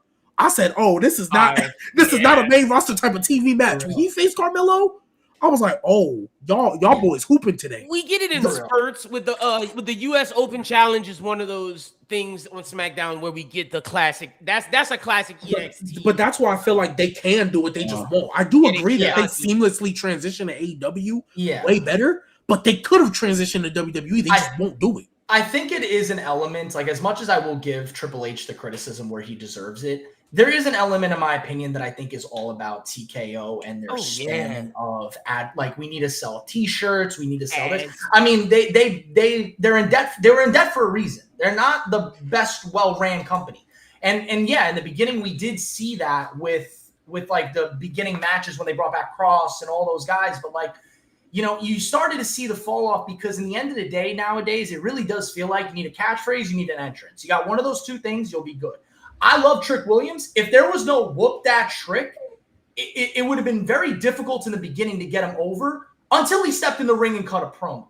Like the thing is WWE fans need to be told to care about you. And they don't care in the ring. They need to care about you before you step foot in the ring. Now, obviously, Trick is so amazing at getting himself over because he's incredible on the mic. He's incredible with his entrance. He's got a presence. But, like, if you don't have that yeeting, if you don't have that, like, specialty to you, look at Julia. Julia is one of the best in-ring performers that the WWE has. And they put her out there. They present her terribly, but they put her out there. The fans don't care. If she came out here and she was like, you know, I don't know, like make up some entrance theme that like had like 3 words that you said on repeat, it probably would get people excited. But see, the Julia thing, I blame WWE, man. It's the fact that because you are right about like how you have her, but not, and she's one of the best wrestlers in the world, but you don't present her that. I blame the presentation of Triple H. Like, also, I think the fact that Chelsea Green was champion at the time, and then they used Julia to take it off of her. I think it hurt because they didn't do anything with her, and people love Chelsea, and they were like, well, what are you going to do with this girl? Why aren't we seeing anything? And they did nothing, bro. And I think they tanked Julia's WWE career. Yeah. I don't blame Julia for that. I blame that's a creative problem for sure. Yeah, but even like when they debuted both her and Stephanie, like in NXT, they both got pops, massive pops. It was awesome. But when they came to the main roster, Julia just started, who is she attacking? Io? Yeah, like, random. It was like, here she is, and she's attacking, and people are like, oh, she was with Roxanne. You remember that? Yeah, exactly. And that was the whole thing, bro. It's like, I really do have a problem with the presentation of a lot of the NXT stars, all the way to the black and gold era to the modern day. Like, this is something they've said from the very beginning. NXT fans are not always main roster fans. And Malik always says that too. Yeah. They don't always merge together. When you present somebody there, you need to give people a reason to care. Bro, I love Joe Hendry and what he's done. Joe Hendry should not be getting more reactions than somebody like Carmelo Hayes when they first come to the main roster. True. Like, people should know Carmelo Hayes and how good he is, but in the end of the day, WWE fans don't care unless you have something off the rip that catches their eye. Like, it took Melo so long too, and it's trash, bro. And the thing, because I'm not disagreeing, but like I think about this because we talked about Julia. Kiana James had one thing she did of substance, and it was a Royal Rumble where I was like, oh, you kind of opened a little bit.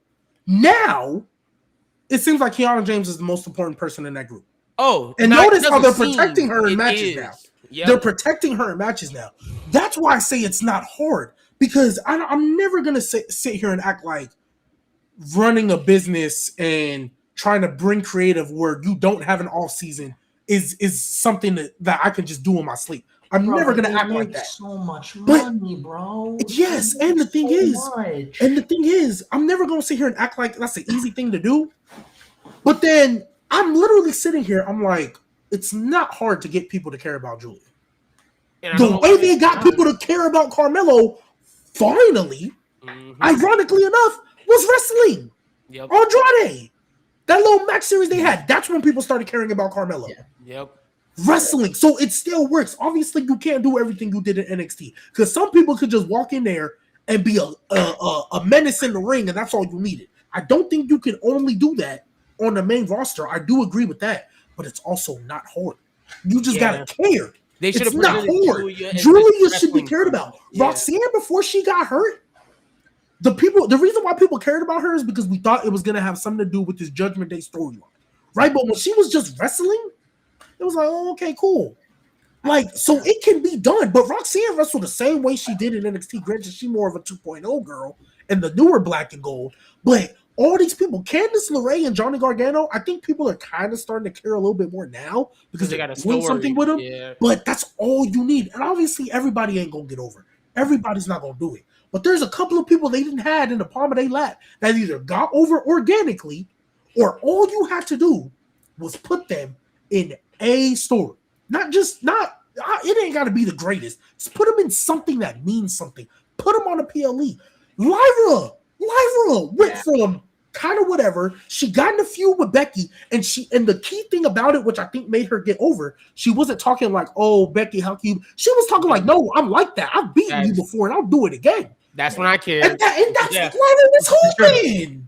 Yeah. And then the Bailey stuff happened. I thought we were getting somewhere there, and then they just and now she fizzling. Yeah, I mean, look at Motor City Machine Gun when they came in, no pop. And then they get the titles. People care. You're building the stuff up with DIY and the Street Profits. It's at a fever pitch. You don't put them on the Mania card. You fuck up, but you give them the Friday SmackDown. The best ladder match we've seen since the Incredible one. And then out of nowhere, you put the fucking titles on the Wyatt Six, and everybody's fire and amazingness just dissipates. And who's the AEW, Street Profits and Montez Ford are getting fat, and CMG's not getting any pop. Hey, who's the champs now? Wepa and fucking R2. You don't give a fucking yo. I'm not gonna lie.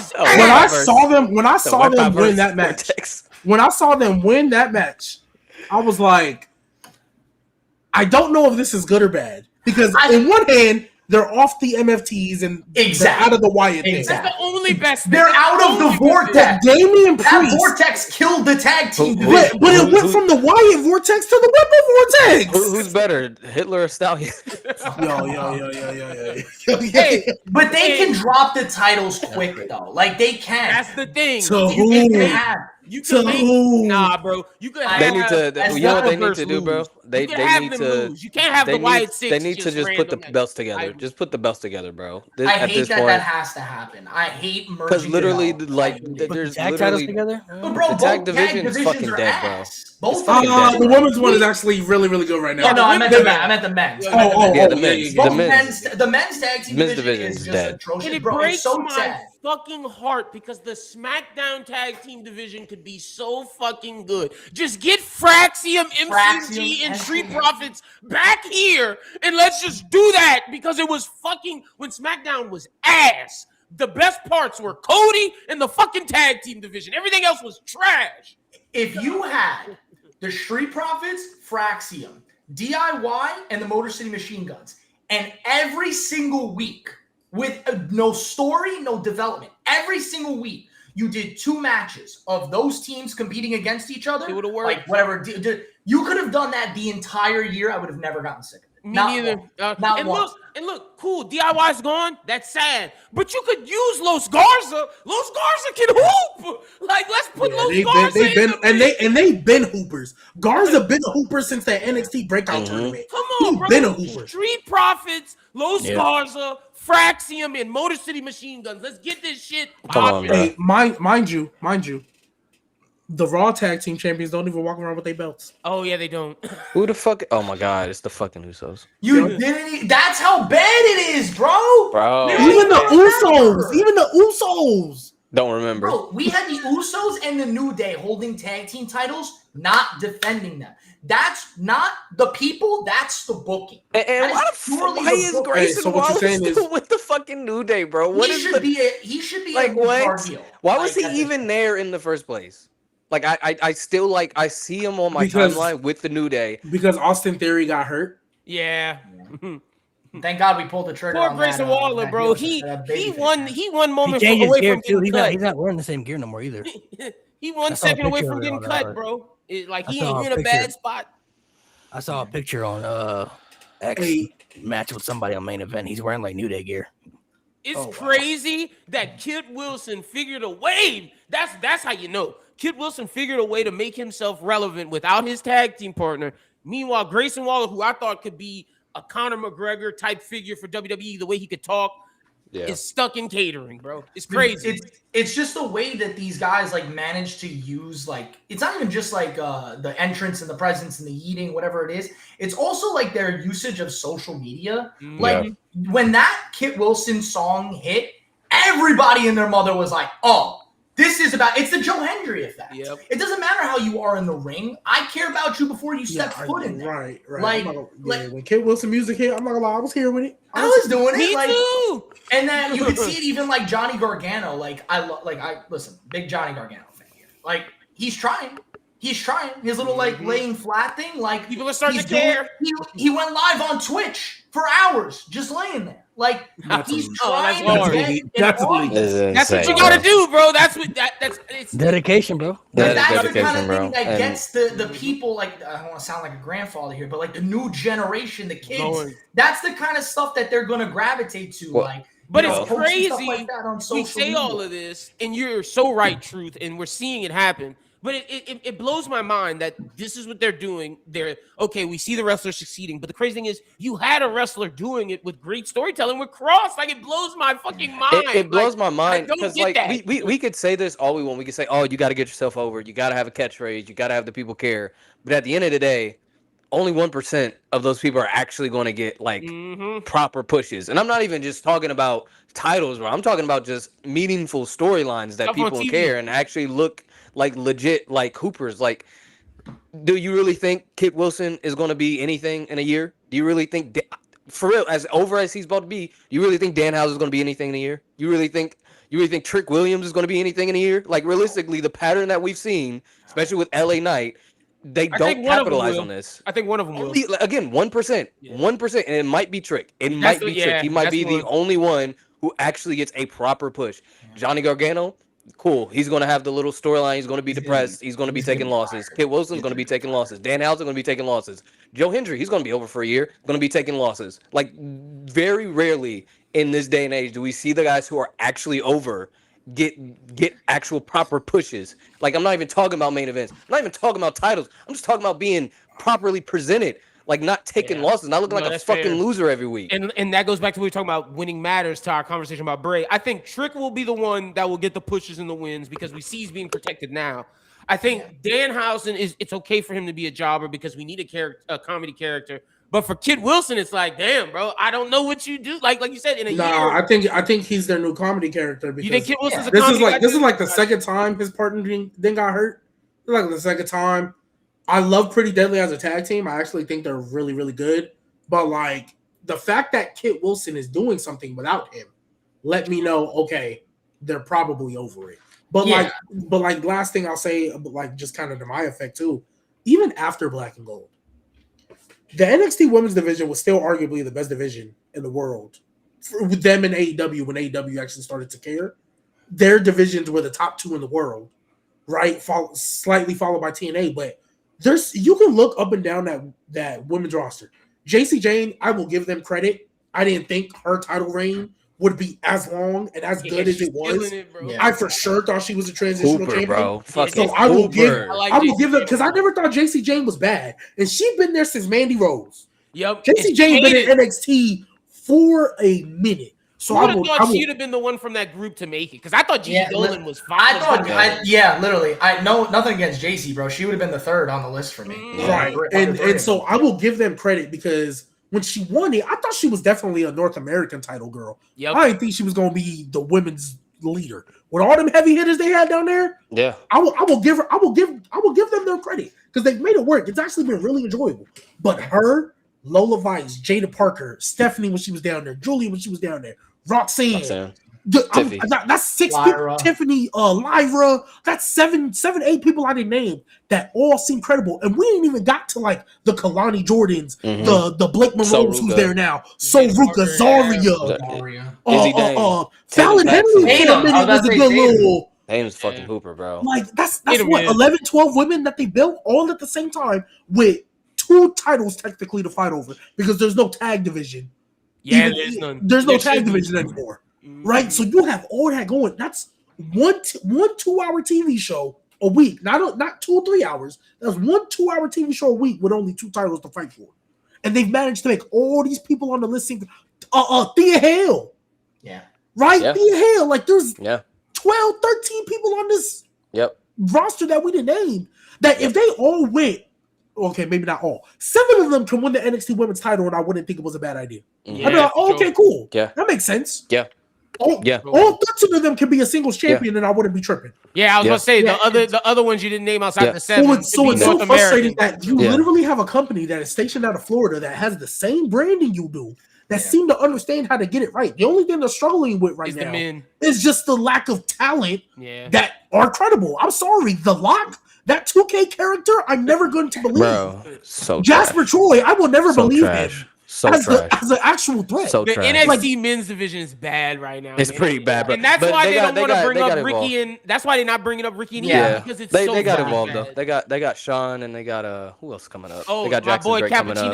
Cappuccino Jones. Cappuccino, yeah. Yeah. So they got some hoopers Cappuccino. coming up. But I will say NXT, if you what I was talking about earlier is like these guys can be over, but they're not going to do anything in a year's time. One thing I will give NXT credit for is that anyone who's doing well and like you can see their development and their growth, especially with the fans, like they will reward that. Tatum Paxley is a great example. JC James, another great example. Brent Sinclair, just I know it's a speed tournament, but that's another great example as well. Like they will reward you. Izzy Dame as well. They will reward you if you are over, if you are consistently putting on good matches, you're consistently having the crowd chant your name and be invested in your matches. They will eventually reward you. Like this, it's not just like we're going to have a rotation of guys or girls like the main roster does. Like, oh, we got Roman, we got Cody, we got Punk, If you we got over, you Rhea getting- Ripley. Yeah, it's like no, we got all these other people, and we will reward you in due time. Fucking Joe Hendry got rewarded for being over. That's the one great thing about NXT that the main roster cannot do. And I will put it on Triple H like 95%. I think the other 5% is TKO. I think TKO looks at people, they look at them as dollar signs, and Yeah, they look at I'm sure they tell Triple H who they Yeah. want to be pushed. yeah, you know? and they're Yeah. like it's all about how much money you can make TKO. And at the end of the day, certain people aren't going to make It's TKO the amount of money. But at the same time, Triple H, you're still booking the show, so it's still your fault. Like, Yeah. do better. Like, which book is them why, better. which is funny enough, I think the TKO factor is going to be why I think we see Oba, Trick, and Javon win at Mania because they see dollar signs with them. Exactly. And bro, honestly, those guys, and look at how they're being Good money. pushed. Like Trick isn't taking a loss. Like Javon, they're keeping him against guys that he can beat right now until it's time. Same thing with Oba. Like they see that They gave these Oba three Brock. black That's when I was guys like, okay, cool. got money behind them. Yeah, they These see three money. guys- They told They Triple see H, money. these three guys better be used at Mania. I don't give a fuck what else Yeah. you do, exactly. but these three guys better be used and win.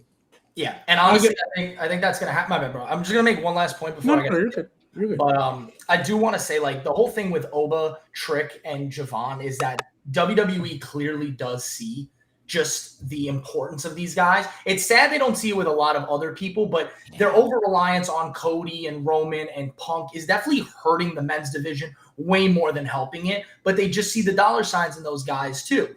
But the thing is with Oba is there's something different about him. Like, and I mean, we want to talk about physique, presence. You could talk about anything.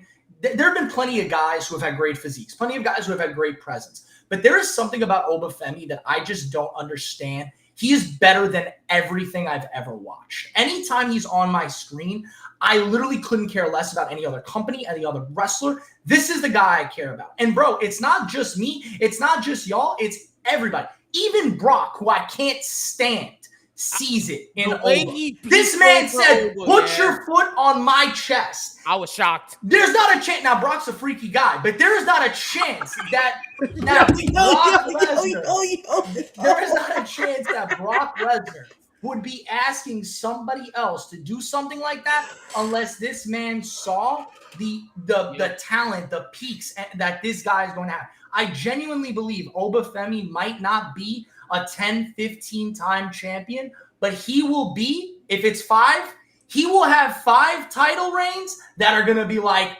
500 days. And then he's going to take time off, and that's how he's going to lose the title. Like, this man When is he put that the foot on Brock, I absolute was peak. like, what the hell? bro? Exactly. The only bro. hard thing It's about you mentioned earlier before when we were talking about Brock, it's like he has a blessing and a curse. Like he knows and understands his value, but he doesn't give it to everybody though. You know, Exactly. it's very All right, boys, selective. I'm of- sorry. I do got a dip. This was awesome. I will Mhm. absolutely hop on another week for sure. It's been awesome talking to you guys, and I'll catch you guys later. Nice Peace out, meeting everybody. you, Oh, yeah, man. dog. Peace out, boys. We'll probably wrap up here soon as well. But like I said, Brock has a stigma to him where like he understands how valuable he can be, but he just doesn't give that rub to everybody. You know what I mean? Like there's times when you feel like he cares, and then there are times when you feel like he doesn't care. And that's where it's very hard to balance with Lesnar. You never know what you're gonna get. This Oba match, I'm still not really sold on it. I still don't know if he's really gonna win. And I don't know how great the match is going to be because every time for the last many years we saw Brock match up with, a Samoa Joe, a Braun Strowman, or Omos, or Bobby Lashley, like people who were like opposing threats to him. The matches, they weren't good. The hype was good, but the matches were never good. And then he ended up beating most of them with like one finisher. So I'm not really sure. I want to believe that they see dollar signs in Oba, and I want to believe they're actually, going to utilize him, and he's going to be in a nice, proper spot for the future. But WWE, you never really know, bro. Like, it's hard to really tell sometimes. Well, the only thing I'll say when it comes to Triple H, now that he's the one booking the show, there isn't too many times in a Triple H book show I felt like the decision was wrong. The match might have been mid or underwhelming, but really, other than LA Knight for real, like consistently with LA Knight, there isn't many times I think, oh, that's the wrong decision. Or, ooh, that's a bad move. Right? Like, me personally, I would have rather them do the Fatal 4-Way and then tell Cody and Randy later on, like going forward, right? To build in SummerSlam. That's how I would have done it. But I don't think Cody winning to set up this feud was a wrong decision. It's just wondering what I wouldn't have done. Right? He also, obviously, he has to deal with Seth getting injured, then Braun and Bronson Reed getting injured. Like, there's things that are working, but like, there's not too many times since he's taken over that I feel like he's made the wrong decision. And I think that's what's kind of giving him his grace as far as this. Now, what he does with people after, right? That's kind of where it is. Because Gunther, look where he's falling. Yeah, what is Gunther doing? I just realized, has Gunther been on the show the last 2 weeks? No, he has not. And he does not have a match at Mania. They haven't set up nothing. And I think it's because Rey Mysterio. So wait, he didn't go after Dragon Lee afterwards? He did. He was supposed rumors where he was supposed to fight Rey Mysterio, but Rey Mysterio got hurt. The Rey Mysterio got hurt. Facts. But like outside of that Dragon Lee match, Mania match, because I think he was going to retire. He was supposed to retire Rey, I think. That's dumb. That should be stupid, bro. That should be dumb. That should be dumb, bro. Come on. Okay, so literally, I might take back what I just said, but for the most part, but I will say what me and Malik said. It is rumored and like that's dirt sheet shit. So I don't know if Rey Mysterio is going to retire. So I don't want to put that on him because I do agree Dom should be the one. Just give this nigga fucking Conan, bro. Bro, Conan don't have no. Yeah, right now there's Conan like in the hospital. There's certain people right now that might not be on Mania. Like, Gunther is one of them. Gunther is the top. And it's kind of involved in stuff with like Division and the Usos, but he don't really got a clear match. Don't got a clear match right now. This is why honestly they should have just waited till Mania. Honestly, you know what? The thing is, they're waiting to see with Braun Breaker because it's dirt sheet reported right now that Braun Breaker will be back for Mania. So that'll be Seth versus them. But then is it the Usos versus fucking Logan and it is Austin? Yeah. Well, then what does that leave for LA? You're right. LA doesn't have shit either. I will be honest. If you're not going to have Gunther in a high-profile match, don't put him on the fucking card. Because I feel like if you put him like a versus Penta for the IC title, like for like him versus Penta by himself, I think you could cook if it wasn't for the title. Because like you could have Gunther on this mission to destroy the culture of Lucha Libre, which you could go to AAA and take the title there. Like he could do a whole bunch of stuff, but take the IC title, and I don't know. So I feel like. If you're not going to have a match for Gunther, keep him off the card. Honestly, bro, at this point, because I believe that your biggest stars got to be on WrestleMania, bro. You got to put your biggest star. You got to find something for them to do. Like, well, he doesn't have to have a match. Even if you have the 2-3 minute match, bro, you have the Hall of Fame ceremony, and he's a legend. He's a career ender, so you could have him. You literally have him fuck that up. Like Gunther's a wrestler, man. I want to see him wrestle. You could have him choke out AJ Styles. If I was honestly, bro, I mean, choking out AJ would be cool though. That'd be cool. But or you can take out Stephanie. Would be crazy. Hey, he gonna choke out Triple H and Gorilla next time. If he chokes out AJ Styles, you could do an impromptu. Get that pacemaker going. Like, hey, that's not bad. You could do an impromptu AJ Styles match at Mania, have him choke him out at the Hall of Fame. I'm not mad at that. Looking at all your options, because all your top stars are pretty much kind of booked, like solidified. It's like, we know what they're gonna do now, so it's already kind of set in stone. If I was them, honestly, now, bro, I'm just telling Jelly Roll, you taking a 2-minute L, bro. You getting your ass beat by Gunther, bro. By Gunther? Going out there, you gonna cut a nice little promo, in the career of Jelly Roll, and then you get packed up, bro. Hey, Jelly Roll could be talking. Gunther could say, "Nah, bro, get the fuck out my ring and just slap him around in the face." Don't they gonna come out and be like, we don't need people like you in my business? This is in my not sports company? entertainment. I've killed it with John Cena. That would be hard. I'm not gonna lie. Or you That'd be can do hard. Snoop Dogg. You can do Snoop Dogg. You know? Damn, you want to pack up Snoop? Oh, you know what they should do? You know what they should I think do? you're about to say it. Pack up who? They should bring back Shane and just have him pack up Shane once and for all, bro. Just have him. Hey, my ACL's fine. Gunther's like, cool. I'm gonna take the other one, bro. Shane wouldn't be if Shane still had some presence to him. That wouldn't be a bad option. Yeah, I don't know. I just it's so tough because again, I say it all the time. Even though I'm not in that room, I'm not gonna sit here and act like it's an easy thing to do. It can't be that hard because as we talked about with NXT, a lot of these people, like when Braun Breaker lost that title, he was in NXT for another year or so. Yep. We thought, oh, he's clearly going to main. Yeah. He was in NXT for another year and did meaningful stuff. The War During Dogs that was year. fire. His War Dogs Wagner. was fire, yeah. And then Baron did the Corbin. War Dog stuff. Like Yep. he did. That was fire, though. That was Yeah, fire. yeah, that was fire. That shit was I That feel was like fire. there's certain- That could. I don't know. I just feel like you got to figure out certain stuff with certain people for WrestleMania. You know what I mean? Like even if you got to figure out a plan B, certain people just have to be on the show. You know, like you're paying money to go see certain people, and you're a big part. Especially if I was WWE, realistically, what I would have done, I would have really tried to talk AJ into retiring at Mania. Like I would. That's what they should. Yeah, that's what I said. AJ shouldn't. AJ should have just. I mean, did I this get why he Mania. retired at the Rumble because it was, that's where he debuted, and it's his career, so he has the right to go out how he wants. But if I was Triple H, I would have tried to be like, look, man. Oh yeah, not War Dogs, Wolf Dogs. Wolf Dogs. I would have tried to like persuade AJ, like if this is what you really want to do. It would have been we'll do hard it. too, But, bro. like, At the All Hall of Fame, we got- Gunther could have came out, slapped. his Send him a ass. bag, bro. I would have been like, I would have told AJ like, if this is what you want to do, because you debuted at the Rumble, it's your career. If this is how you want to go out, cool. But like, Mania around the corner, you know what I'm saying? If you retire to Gunther, you know what I'm saying, that helps it better, you know. And then, That's look, what that could have been a night. That could have been a night one thing. Night two, he could have came out. Oh, and then boom, hey, you in the Hall of Fame too now, brother. Same thing. Like that could have been a good moment. Like all that. So It would have been fire. Hey, real quick, because the comments mentioned it, and I think it might happen. Tom Brady at WrestleMania? Like, they really pushing it, bro. Logan Paul is really out here trying to get a Tom Brady match at WrestleMania. I mean, Logan Paul literally just apologized for intercepting Jalen Hurts and sacking him and say, "Hey, if you get traded now, it's my fault, and I'm sorry." So I mean, I don't think he's pushing for something. I don't think Tom Brady's gonna have a match. You don't think so? But I think there's Lawrence Taylor 2.0, bro. You don't think? Something is telling me though. I don't think it'll be a match. I don't think it'll be a match, but something is telling me that they're gonna do so because he owns some type of. He owns the Raiders. So in Las Vegas, yeah. Something is telling me because I for sure I wasn't exactly like sure what was happening at first, but then I saw like the little press conference like for the flag football game, and that wasn't the first time. That was the second or third.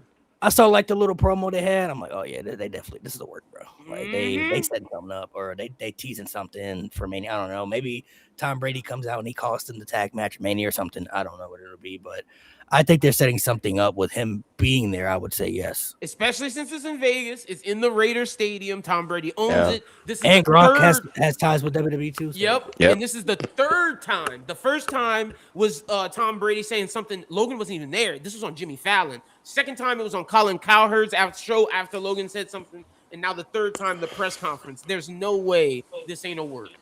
That's kind of crazy though that Brady will be the good guy. Yeah, helping Logan Paul when you just badmouth our sport. Like, oh yeah, let's give Brady this big pop. And Brady calling wrestling fake? Like, yeah, he calling it cute. Guy. Like, nah, bro, have someone fuck him up. Have Gunther choke his ass out, bro. Like, what? Come on, dog. Hey, if Gunther choked out Brady, that'd be hard. That'd be hard. You know how many people would eat that shit up, bro? People would be so happy, bro. Everybody. And that might turn Gunther babyface, bro. Choking out Tom Brady. That's kind of crazy. I think they're setting something up with him being there. They're like involved somehow in some way. Like I don't know exactly what it is. I don't think it'll be a match though for sure. I'm like, nah, he ain't stepping in that. He'll probably have a spot with somebody. Yeah, he might slap Logan Paul. Brady gonna be the new anonymous GM of Raw when Gunther take out Adam Pearce. He gonna be the imagine if they had the guest host era these days, bro. Oh my god, that'd be nuts. People would, and you know what's crazy? Back then though, it wasn't like all that bad. Some of the guest hosts, like you could tell, weren't real fans because they would come Al out. Sharpton, bro. they would come out and like botch words and like they would mispronounce like certain things, but like the ones who actually cared, like they were so wasn't average care. Nikki Bella promo. Kai Cenat would have been a guest host. Bro, he definitely would have been guessed. Yes, that's what I'm Yeah, saying, yeah. bro. It'd have been people like that. Bro. Speed, Lilo Kai Yachty. Cenat. it'd have been the streamers. Yeah, it'd have been the streamers. All the viral sensations. But back bro, then, though, like they had some pretty good ones. Like Bob Barker was fun. Bob Barker was fire, That was bro. wild. So fire, bro. Cedric the Entertainment was good. Yeah, they forgot. had some good Shaq. ones, but, like when you had the ones that came out there and they were like mispronouncing like words or like didn't know superstars. Yeah. Like They should have Bam out of bio host. Hey, Hey, get him now. hey. You could Snoop get Dogg Damn, was Zay. on I street. understand now. That was I actually did like that. Imagine if LeBron was the GM or the anonymous. Oh. Le GM.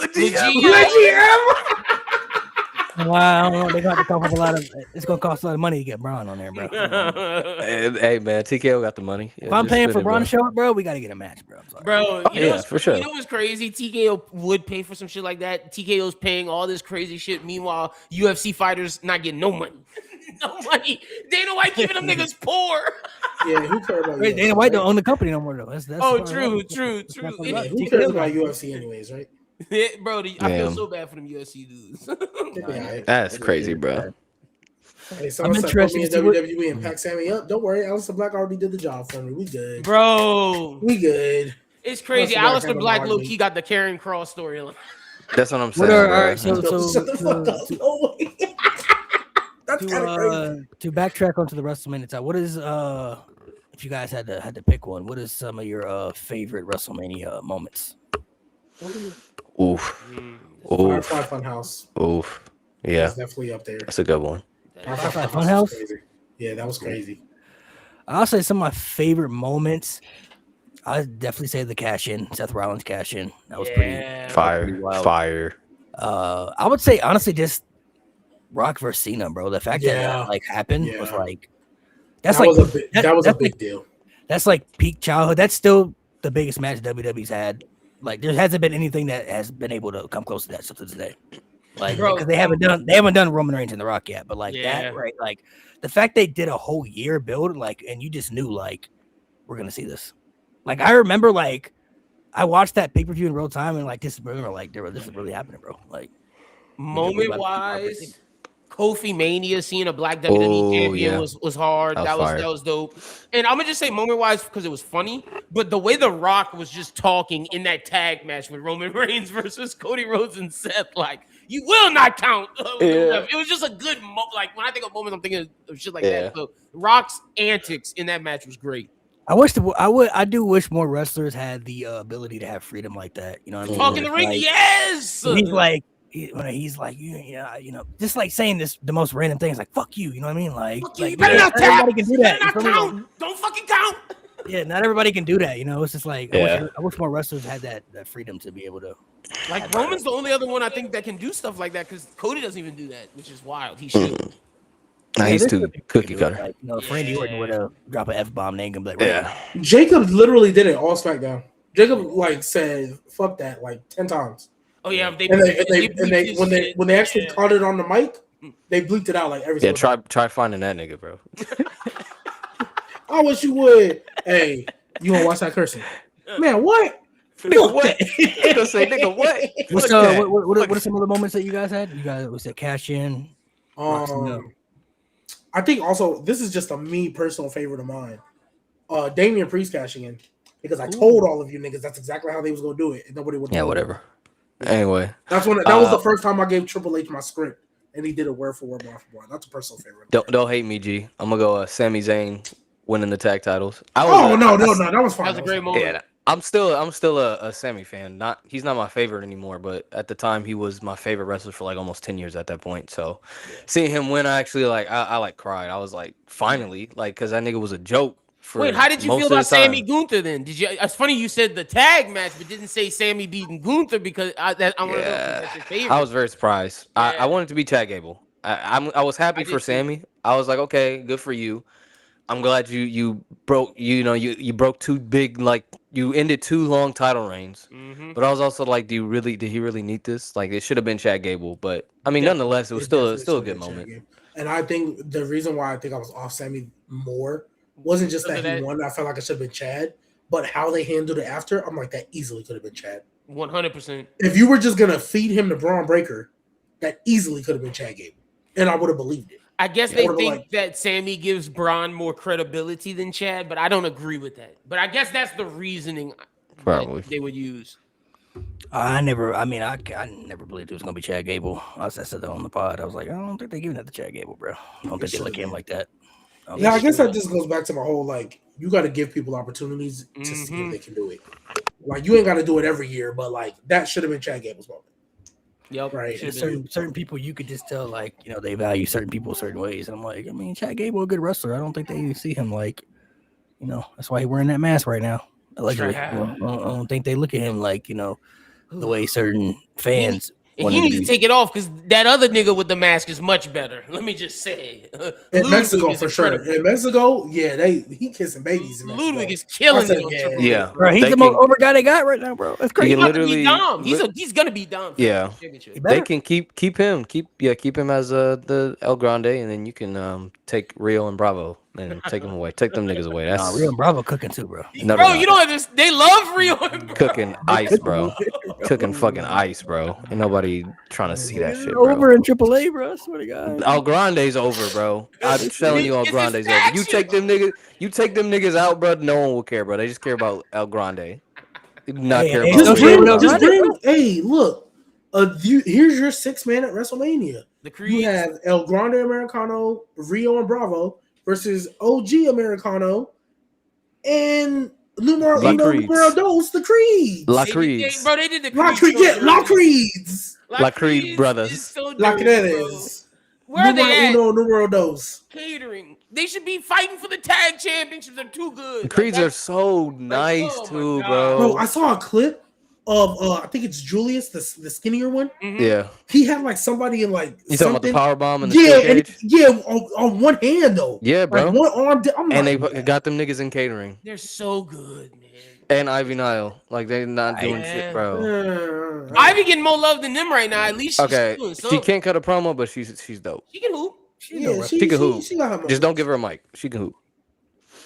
All right. Well, for WrestleMania, what are do you guys have like any go-to matches that you go back and rewatch? Like 3 matches, like 3 go-to matches. Like I can go back and rewatch these right now. Definitely Sean Kurt 21. That's always got to rewatch that. Edge Foley at Mania, I rewatched. Ooh, classic, bro. That shit's Edge so Foley? fire. Yeah, Shit's so fire, bro. Literally fire. I would say if I had to pick 3. Bam Bam Bigelow, Lawrence Taylor. No, I'm playing. No, true. So if I had to pick 3 like matches, let me see. If I had to pick 3 WrestleMania matches that I could go back and rewatch, I've talked about this many times, bro. I don't think y'all understand how much I really love this match, bro. Hulk Hogan Ultimate Warrior, bro. That shit is so gas to me. I've gone back and rewatched that so many times. I would say Austin and Brett, the submission match, just beautiful storytelling. Great. And I'd say End of an Era, bro. Those are probably the 3 that I've gone back and rewatched so many times, where it's like the stories, the moments, everything like that defines WrestleMania to me. Yeah. All right, I got my 3. I got, like I said, Edge versus Foley at Mania. Love that match with Lita and the flame table. Everything about it, I love. Shawn Michaels versus Razor Ramon, the ladder match at WrestleMania 10. I love that match. It's like Shawn and Razor too. Like Razor is a great in-ring storyteller, and he doesn't get the credit for that. Like the Clique, they knew how to tell in-ring stories outside of Kevin Nash. Don't know what happened with him, but everybody else, they had it cooking. Torch got too much. And then I got Chris Jericho versus Shawn Michaels at WrestleMania 19, I believe. Yeah, 19. That's the 3rd match. I love all 3 of those matches, and Shawn literally does no wrong at Mania. I'm gonna go. Like I said, Sean Kurt. Nice. And then I'm gonna give End of an Era love because that story. Actually, no, I'm gonna give Sean Taker because it's a shorter match, and if I'm just going based off of replay value, like stuff I would frequently rewatch because it's shorter, and I still enjoy the story because that End of an Era is almost like 50 minutes. That's a long ass match. And if I gotta go, if I gotta go like an oldie, I'm gonna go Macho Man Ric Flair from WrestleMania 8. Nice. Fire match. Can't go wrong with that one or Piper Brett. You can't go wrong with those two. Yo, Piper Brett, super underrated. Super underrated. Very Piper underrated. Brett's really good. Very good. The ending too, when Roddy Piper like go do the heel turn. And Yes. He doesn't. Yeah, it's fire. For me, it would be WrestleMania 49 2, end of an era, and then if I'm honest with myself, it's probably Rock Cena the first time. That was such a I'll watch the entire build over. Like I think it's on YouTube where it's like every single promo they had. Other than the Rock concert and like I didn't care for the Rock concert. I hate his Rock concert. I like the Rock concert. I don't like the Rock concert. As a kid, I loved that. Rock concert, But other than that, I don't like his Rock concerts. especially back then. You don't like the Hollywood Rock concert, bro? Like the original one, not the new one. Oh yeah, the original one. I mean, that one was better, but like I've never been a fan of them. Like He had some really good ones. The one against Vicky too. That shit was. That was funny. That shit. I was 13-year-old. I was 12, and I was laughing my ass off, bro. That shit was funny. He said, I can't cuss, just baby. Let me watch my mouth. Let me watch my mouth. I got the headphones on. He can't hear. Baby G. So far, how y'all feeling about? Y'all still feel the same about the main event for night 2? Y'all still think it's gonna be Roman and Punk, or y'all leaning more towards Cody and Randy? Oh, I'm You're on old, Randy bro. right now. You're old, bro. Like So, that's what we're doing. That shit was so ass. Nate, you want to. So look, I'm not gonna say it wasn't ass because when he said that, I was like, "What?" I'm going to explain what I think they're trying to do, even though it doesn't justify that it's trash. I just want to make sure I'm clear about that. It doesn't justify that it's trash, but here's what I think they're trying to do. I think CM Punk, because he said it like 6 times. I'm in your head, Roman. I'm in your head. He said that 6 times this past Monday and like 3 times the week before. I think the point of this was to show, oh, you're saying you're in my head, but all it took was me to talk about how old you look. Because I think a big criticism about CM Punk in his WWE run is he looks gassed in his matches. He doesn't look as clean. You could tell the age is catching up with him. I think Roman was trying to be like, oh, you say I'm in your head. You talked about my father, and it didn't faze me. Like, it didn't faze me, but me talking about how you're old and all the other stuff underlying made you want to punch me in the face. So who's really in whose head? I know he had that promo after Raw, but I haven't watched it. I just know he did one after Raw. I think that's what they're trying to convey. Yeah. Which that part is fine. How they executed it was atrocious. Trash. So the concept is totally fine. You know, Roman Reigns is proving that he has the mental edge over CM Punk, and that CM Punk's not really in control here. That's cool. But the first two promo segments that we had off rip, just bar none, were personal. He said he hated him. Straight up, I'm fighting at WrestleMania because I hate your guts and I'm taking the title. Then he said he's going to bury him next to his father. You're like, what the hell? Like, oh, that's if I crazy. hate you, then like Now you're not thinking saying Roman that. Reigns. All right, Roman Reigns going to come back with the fire. He's going to say something crazy, you know, like, you're old? That's what triggered you? Is you're old? And You know like, what that reminded me of? It reminded me of, and what I'm going to say here, just hear me out. It reminded me of when Triple H was refusing to fight the Undertaker at WrestleMania, right? And and Triple H's like, nah, man, I can't do it. Like, you know, if we do this, you know, I got to put you down, and you're the last of the era. And he's calling Triple H a coward and all this stuff. And the one line to get Triple H to finally snap, Shawn Michaels is better than you. Oh, well, now it's over now. I'm fighting it. How dare you? His ego is so massive.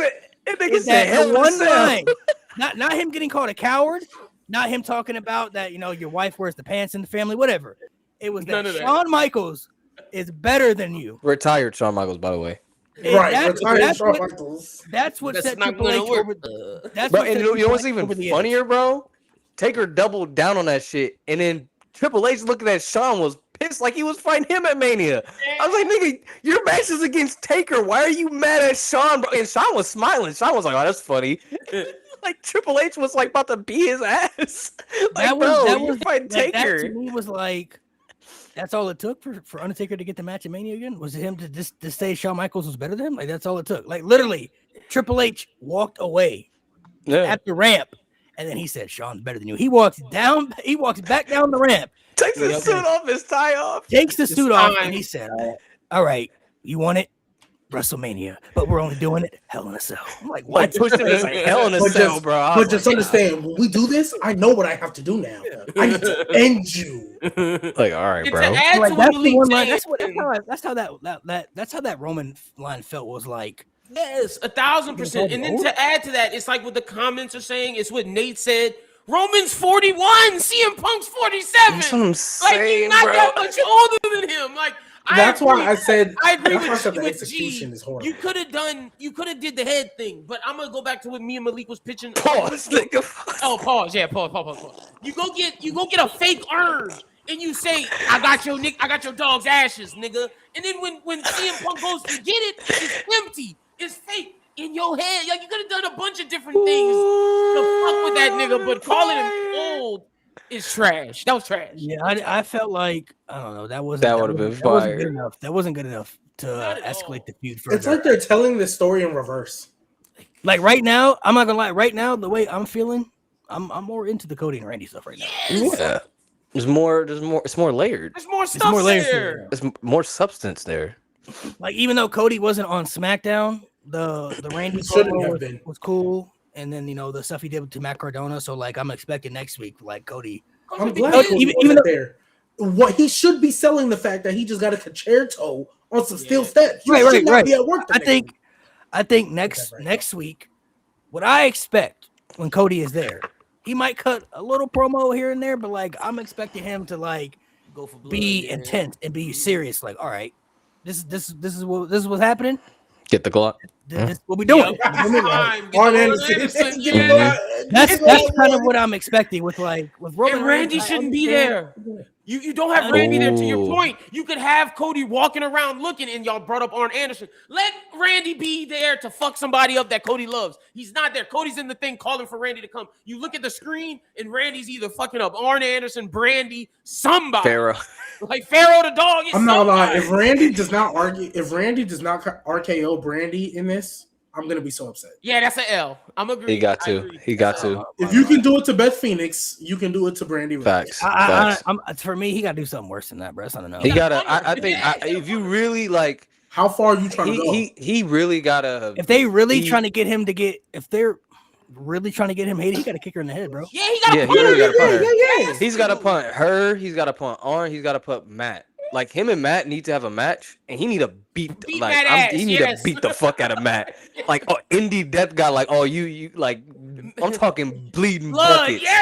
Yes, bro. Like have because Matt used to that. Matt probably gonna be like, yes, please. Like I want to If they do want that. to do Thank something you. diabolical, if they want to do something diabolical, Randy could go to Dusty's grave or something, bro. So, Like, yeah, something piss crazy. on his grave. Piss on his grave, bro. Honestly, I would do a segment where like he's like have him like cut a promo by Dusty's grave, like he's sitting next to the grave talking to like Yeah, with that little still He's like, I'm Yeah. sorry. Like I'm sorry that I gotta do it. Like talking to, because you know what, somebody, and I truly hope this is true. Whoever came up with this theory, I can't remember where I saw it from, but I pray to God this is true. I saw somebody put out that because everybody's speculating like who's Randy talking to on the phone. Some people think it's The Rock. Some people saying like Ted DiBiase. it's Yeah. Ted DiBiase. But somebody, I saw somebody put on social media. What if he's just talking to himself? Yeah, the voices. Talking, I saw that talking to too. the voices. No, what if? But it's a stretch. It is like a big stretch. I didn't see the segment. I just had it in my head. What if Dusty left him a voicemail years ago and he still has it on his phone? Oh. A decade voicemail is crazy. Nah, And he's hey, like, but what I still will got say, it. Nate, what I hope happens, or what I want to happen. If this was me, and the only reason I'm saying this is because there's got to be a payoff to the story they could tell. At WrestleMania, Sammy should help Randy, Mm. and then the night after, the SmackDown after, that's when you bring Kevin Owens back. Mm. That faction, yeah, I'm behind that. I'm behind that. I'm Randy, behind that. Brandy, Sammy, Kevin. Kevin, Sammy, and Randy. Yes, And have Cody because Chase. they all have beef with Cody Rhodes. I don't they want to do. see that shit, bro. Nah, they all have beef with Cody Rhodes. Sammy I don't would wanna see actually that be shit. interested. No, but here's the thing, though. It's not like a thing where That's Randy. what I'm saying, bro. It's Sammy that's throwing me off, bro. Like if you No, it's not replace even Sammy, that. I just feel like if you replace They Sammy don't with need Drew- it, but oof. I don't want to see Sammy and Kevin Owens That's what I'm saying. lackeys to Randy Orton. Yeah, I don't want to see that. No, they won't be lackeys though. They won't be lackeys. Like this, they're not gonna be in the same role where like they just take the heat for Randy. That's not what this is gonna be. And honestly, it wouldn't even make sense for Kev because he's beefing with Randy before he got injured anyway. So Yeah, but remember, he WWE. started beefing with him because Randy, in his mind, Cody. chose Cody over him. So he Kevin did could be finally like, turn. "Hey, Yeah. I told you, Randy," and Randy gonna be like, "You was right, Kevin. My fault." And Sammy clearly got beef with the way. Yeah, ain't that right? You know what would be great if Kevin came back and they had like a rated RKO type of relationship, Look, do it. eventually leading to Kevin Owens turning on Randy, and then you could I have honestly, that. I would really fuck with like that. the I love the theory of him talking to himself, bro. It's That's not bad. fire. I'm with that. I'm with that. And having If back it at ain't the him- grave, you're right. Having be at the grave, he tearing the voice. If it ain't him, it's got to be somebody like that motivates him. Like, it had to be like his wife or something. Like if your wife is telling you, like, look, bro, You got to get this done. you could be champion, but if you do this, I'm just saying, His wife telling him is crazy. he gonna have to. Of course, it's his wife, so he gonna sit back and be like, Hey, and that's the way you get Brandy involved. Like, oh Okay. no. Who told you? No, it was I open don't mic want to see night? a mixed tag match. Don't No, even. no, I'm No, not no, saying gotta be- no. Randy's wife can't Alright, wrestle. wait, No, alright, I'm wait. just saying let her be Yeah. there, like to support her man, Yeah. and then she get punished. yeah, she could take like a little slap or something, slap to the face, something like that. But I love like the idea of him talking to himself. Like, That's fire. Voices in his head, bro. That's like, fire. And you see That's how fire. much we just talked about this and how invested we are in this. That shows you it should be night 2. Like that. It should. That to me Honestly just, like, though, I think on Monday they're gonna fix. I think they're gonna fix whatever issue. No, they Monday have. they better. gotta fix that. They and gotta. then we're gonna go right back to this should be night 2. They better. They better, bro. bro. I feel like it's gonna be neck and neck going into Mania, bro. Like as far as like the builds, they're gonna be close. They're gonna be close. But I think The comment said, "What about Ric Flair?" either way it's gonna go. I think either way it's gonna go to Roman and Punk because Likely, yeah. I feel like some shit's gonna happen with that. Whether the Usos realign with him or something's gonna happen in that match. Well, The reason why it can't be and- Ric and- Flair is and I because just- Ric Flair I works just- for AEW. Comments. Oh yeah, and I was gonna say last time Ric Flair was with Randy kicked his head off, so I don't think Bro, I don't Ric care Flair about wanted. that, bro. I don't care about that. Bro. I don't. Yeah, Ric Unless Flair, he's stay setting in up Ric Flair AEW, versus dog. Randy again. Stay in AEW, my brother. It's okay. We don't need you. I ain't doing that. Someone said Bully Ray was like it should be Charlotte. Yeah, I saw Bully Ray say that. That was so Such a stupid, bro. dumbass. Such a dumbass stuff, Bully bro. Ray just be saying anything. He'd be saying anything, bro. I'd be like, bro. Bully Ray looking for the clicks, dog. Not anybody. Not everybody needs a podcast. Sometimes he cooked, and the other times I'm like, bro, He'll have some valid takes, but He's like, a shield, bro. That's the thing. That's my Yeah. biggest issue with Bully Ray. He's a fucking shield, bro. Like he will, oh my god, bro. Like anything AEW, he just like immediately shuts down, bro. Like he shits on it. It's like, bro, they're doing better TV than the company you're shilling for, like every week. Like shut the fuck up, bro. It's crazy because when I listen to him, I'm like, oh, I know you're a shill. And then when you listen to Meltzer, bro, somebody posted a video of Brian Alvarez saying, nah, that Dynamite wasn't it. And Meltzer was like, well, there's like, like, bro surprised can't he still say is. what. Brian Alvarez was like, come on, bro, say it. It was bad. It was bad. He was like, I'm surprised he's still a shield, bro. Oh my god, bro. I thought he would have changed up. I thought he would have changed up. But yeah, no, I'll say fuck though, no to if Charlotte. I'm gonna be honest though, even though we don't know all the matches announced yet for WrestleMania, we only have a little preview of certain matches. Like there's still got to be a lot to be announced. But I don't care what other matches they announce. If there was one person I'm looking at on the show that I'm like, if he loses, I might lose my shit. If Oba Femi does not beat Brock Lesnar at WrestleMania, I'm gonna thoroughly be upset. I'll take Cody Rhodes winning. I'll take whoever.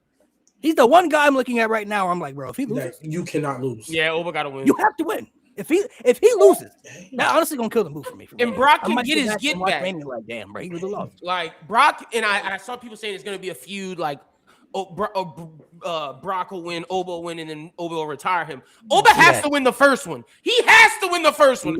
He shouldn't. He should sweep him. There should only be one match.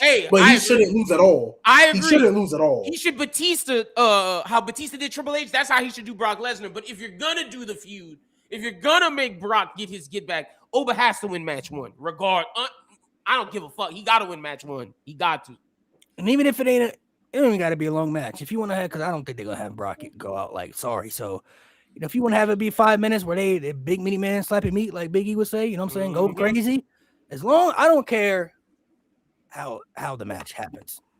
as long as that motherfucker's hand is raised at the end of the match. Facts. All I care about. Facts. I don't care if he squashes Brock. I don't care if they have a competitive match.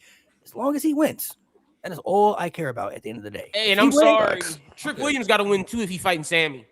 Absolutely. Sami Yeah. Zayn, Yeah, dude. Sami Zayn winning, please. Trick Uso. Please. I mean, Trick Williams better win if he Actually, fights you know what? Let me Better stop because Sami Zayn, for whatever reason, seems to always win at WrestleMania. at WrestleMania. Yeah, he do.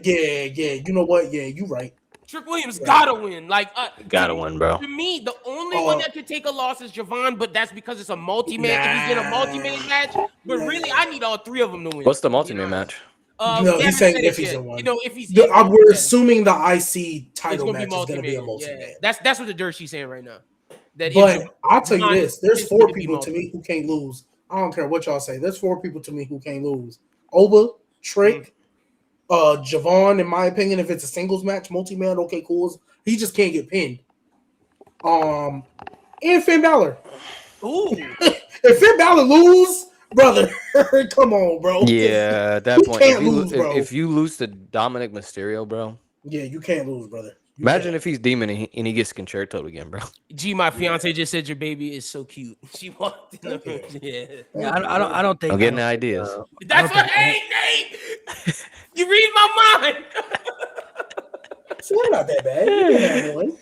So hold on now. Yeah, I don't think.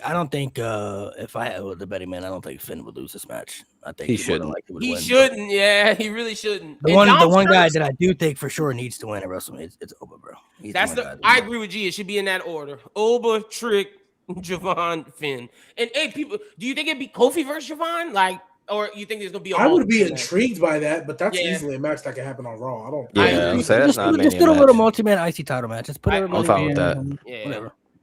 I think Kofi and Javon would have a sleeper match of the night though. I 'Cause agree. Kofi, people forget Kofi can hoop.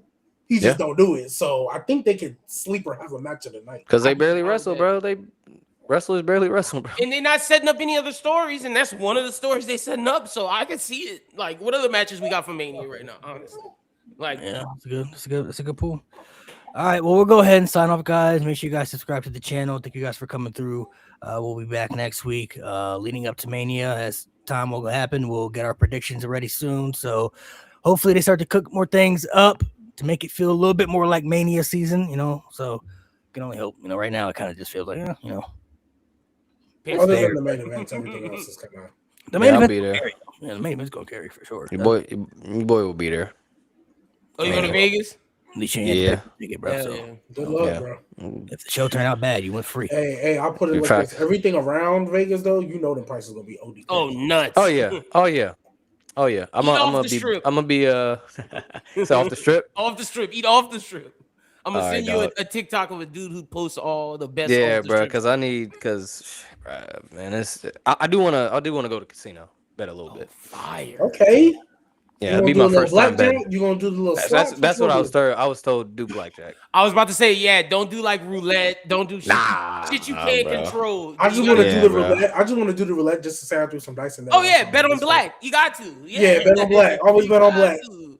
But do blackjack. That's something you can control. And then there's another game that people play where it's like you bet on the banker or the player. I forget what it's called, but like that's where all the old Chinese men be betting and they be winning nothing with the money. Baccarat is Baccarat in I think I heard blackjack. about it.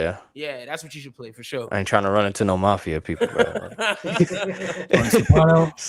Right, start owning somebody money. Shit. Oh, G gonna be sick whatever night the Bella Twins win them tag championships. Oh, yeah, it's bound to happen. Yeah, they take him. Why is it B-Fab and Meechin and not Lash and Naya with Jade? Like literally. Because Like, what the B-Fab fuck? and Meechin not even I'm not really gonna supposed to be a lie, Nash fucking and Nia, faction. If it would have been Lash and Nia, I would have been so much more behind Jade. After this. Dude, like it would have that makes like what? Oh, And then I you see could what do you're Lash saying. and Jade Yeah, I see what you're saying. later. Like, oh my god, it's so That's stupid. what it should have been. That should have been. But no, Meechin and B-Fab because God. Literally, can't bro, do nothing else with this Meechin carrying the fucking group, bro. Like she yeah, the fact that She's the only one who can hoop. the fact that happened and Jade actively got worse. Like I was like, this makes you look way worse than when you were by That's yourself. just It does. crazy. in Bro. fact you gotta have B-Fab anyway. All right, Like, you even guys. that beat down, I was like, what are we doing? Ah shit. Make sure you So subscribe. much, bro. We're just gonna end it like this. You know, we keep it on the The screen. greatest of all time. Keep it on the screen. That way Being an everybody Homo can, sapien is a way of life. everybody can, they want to screenshot the photo. You That's can the take king. You can The king screenshot right there. it. He should be. That's night 2 right there. Yeah, what he at? Bring him back. Night one and two, bro. That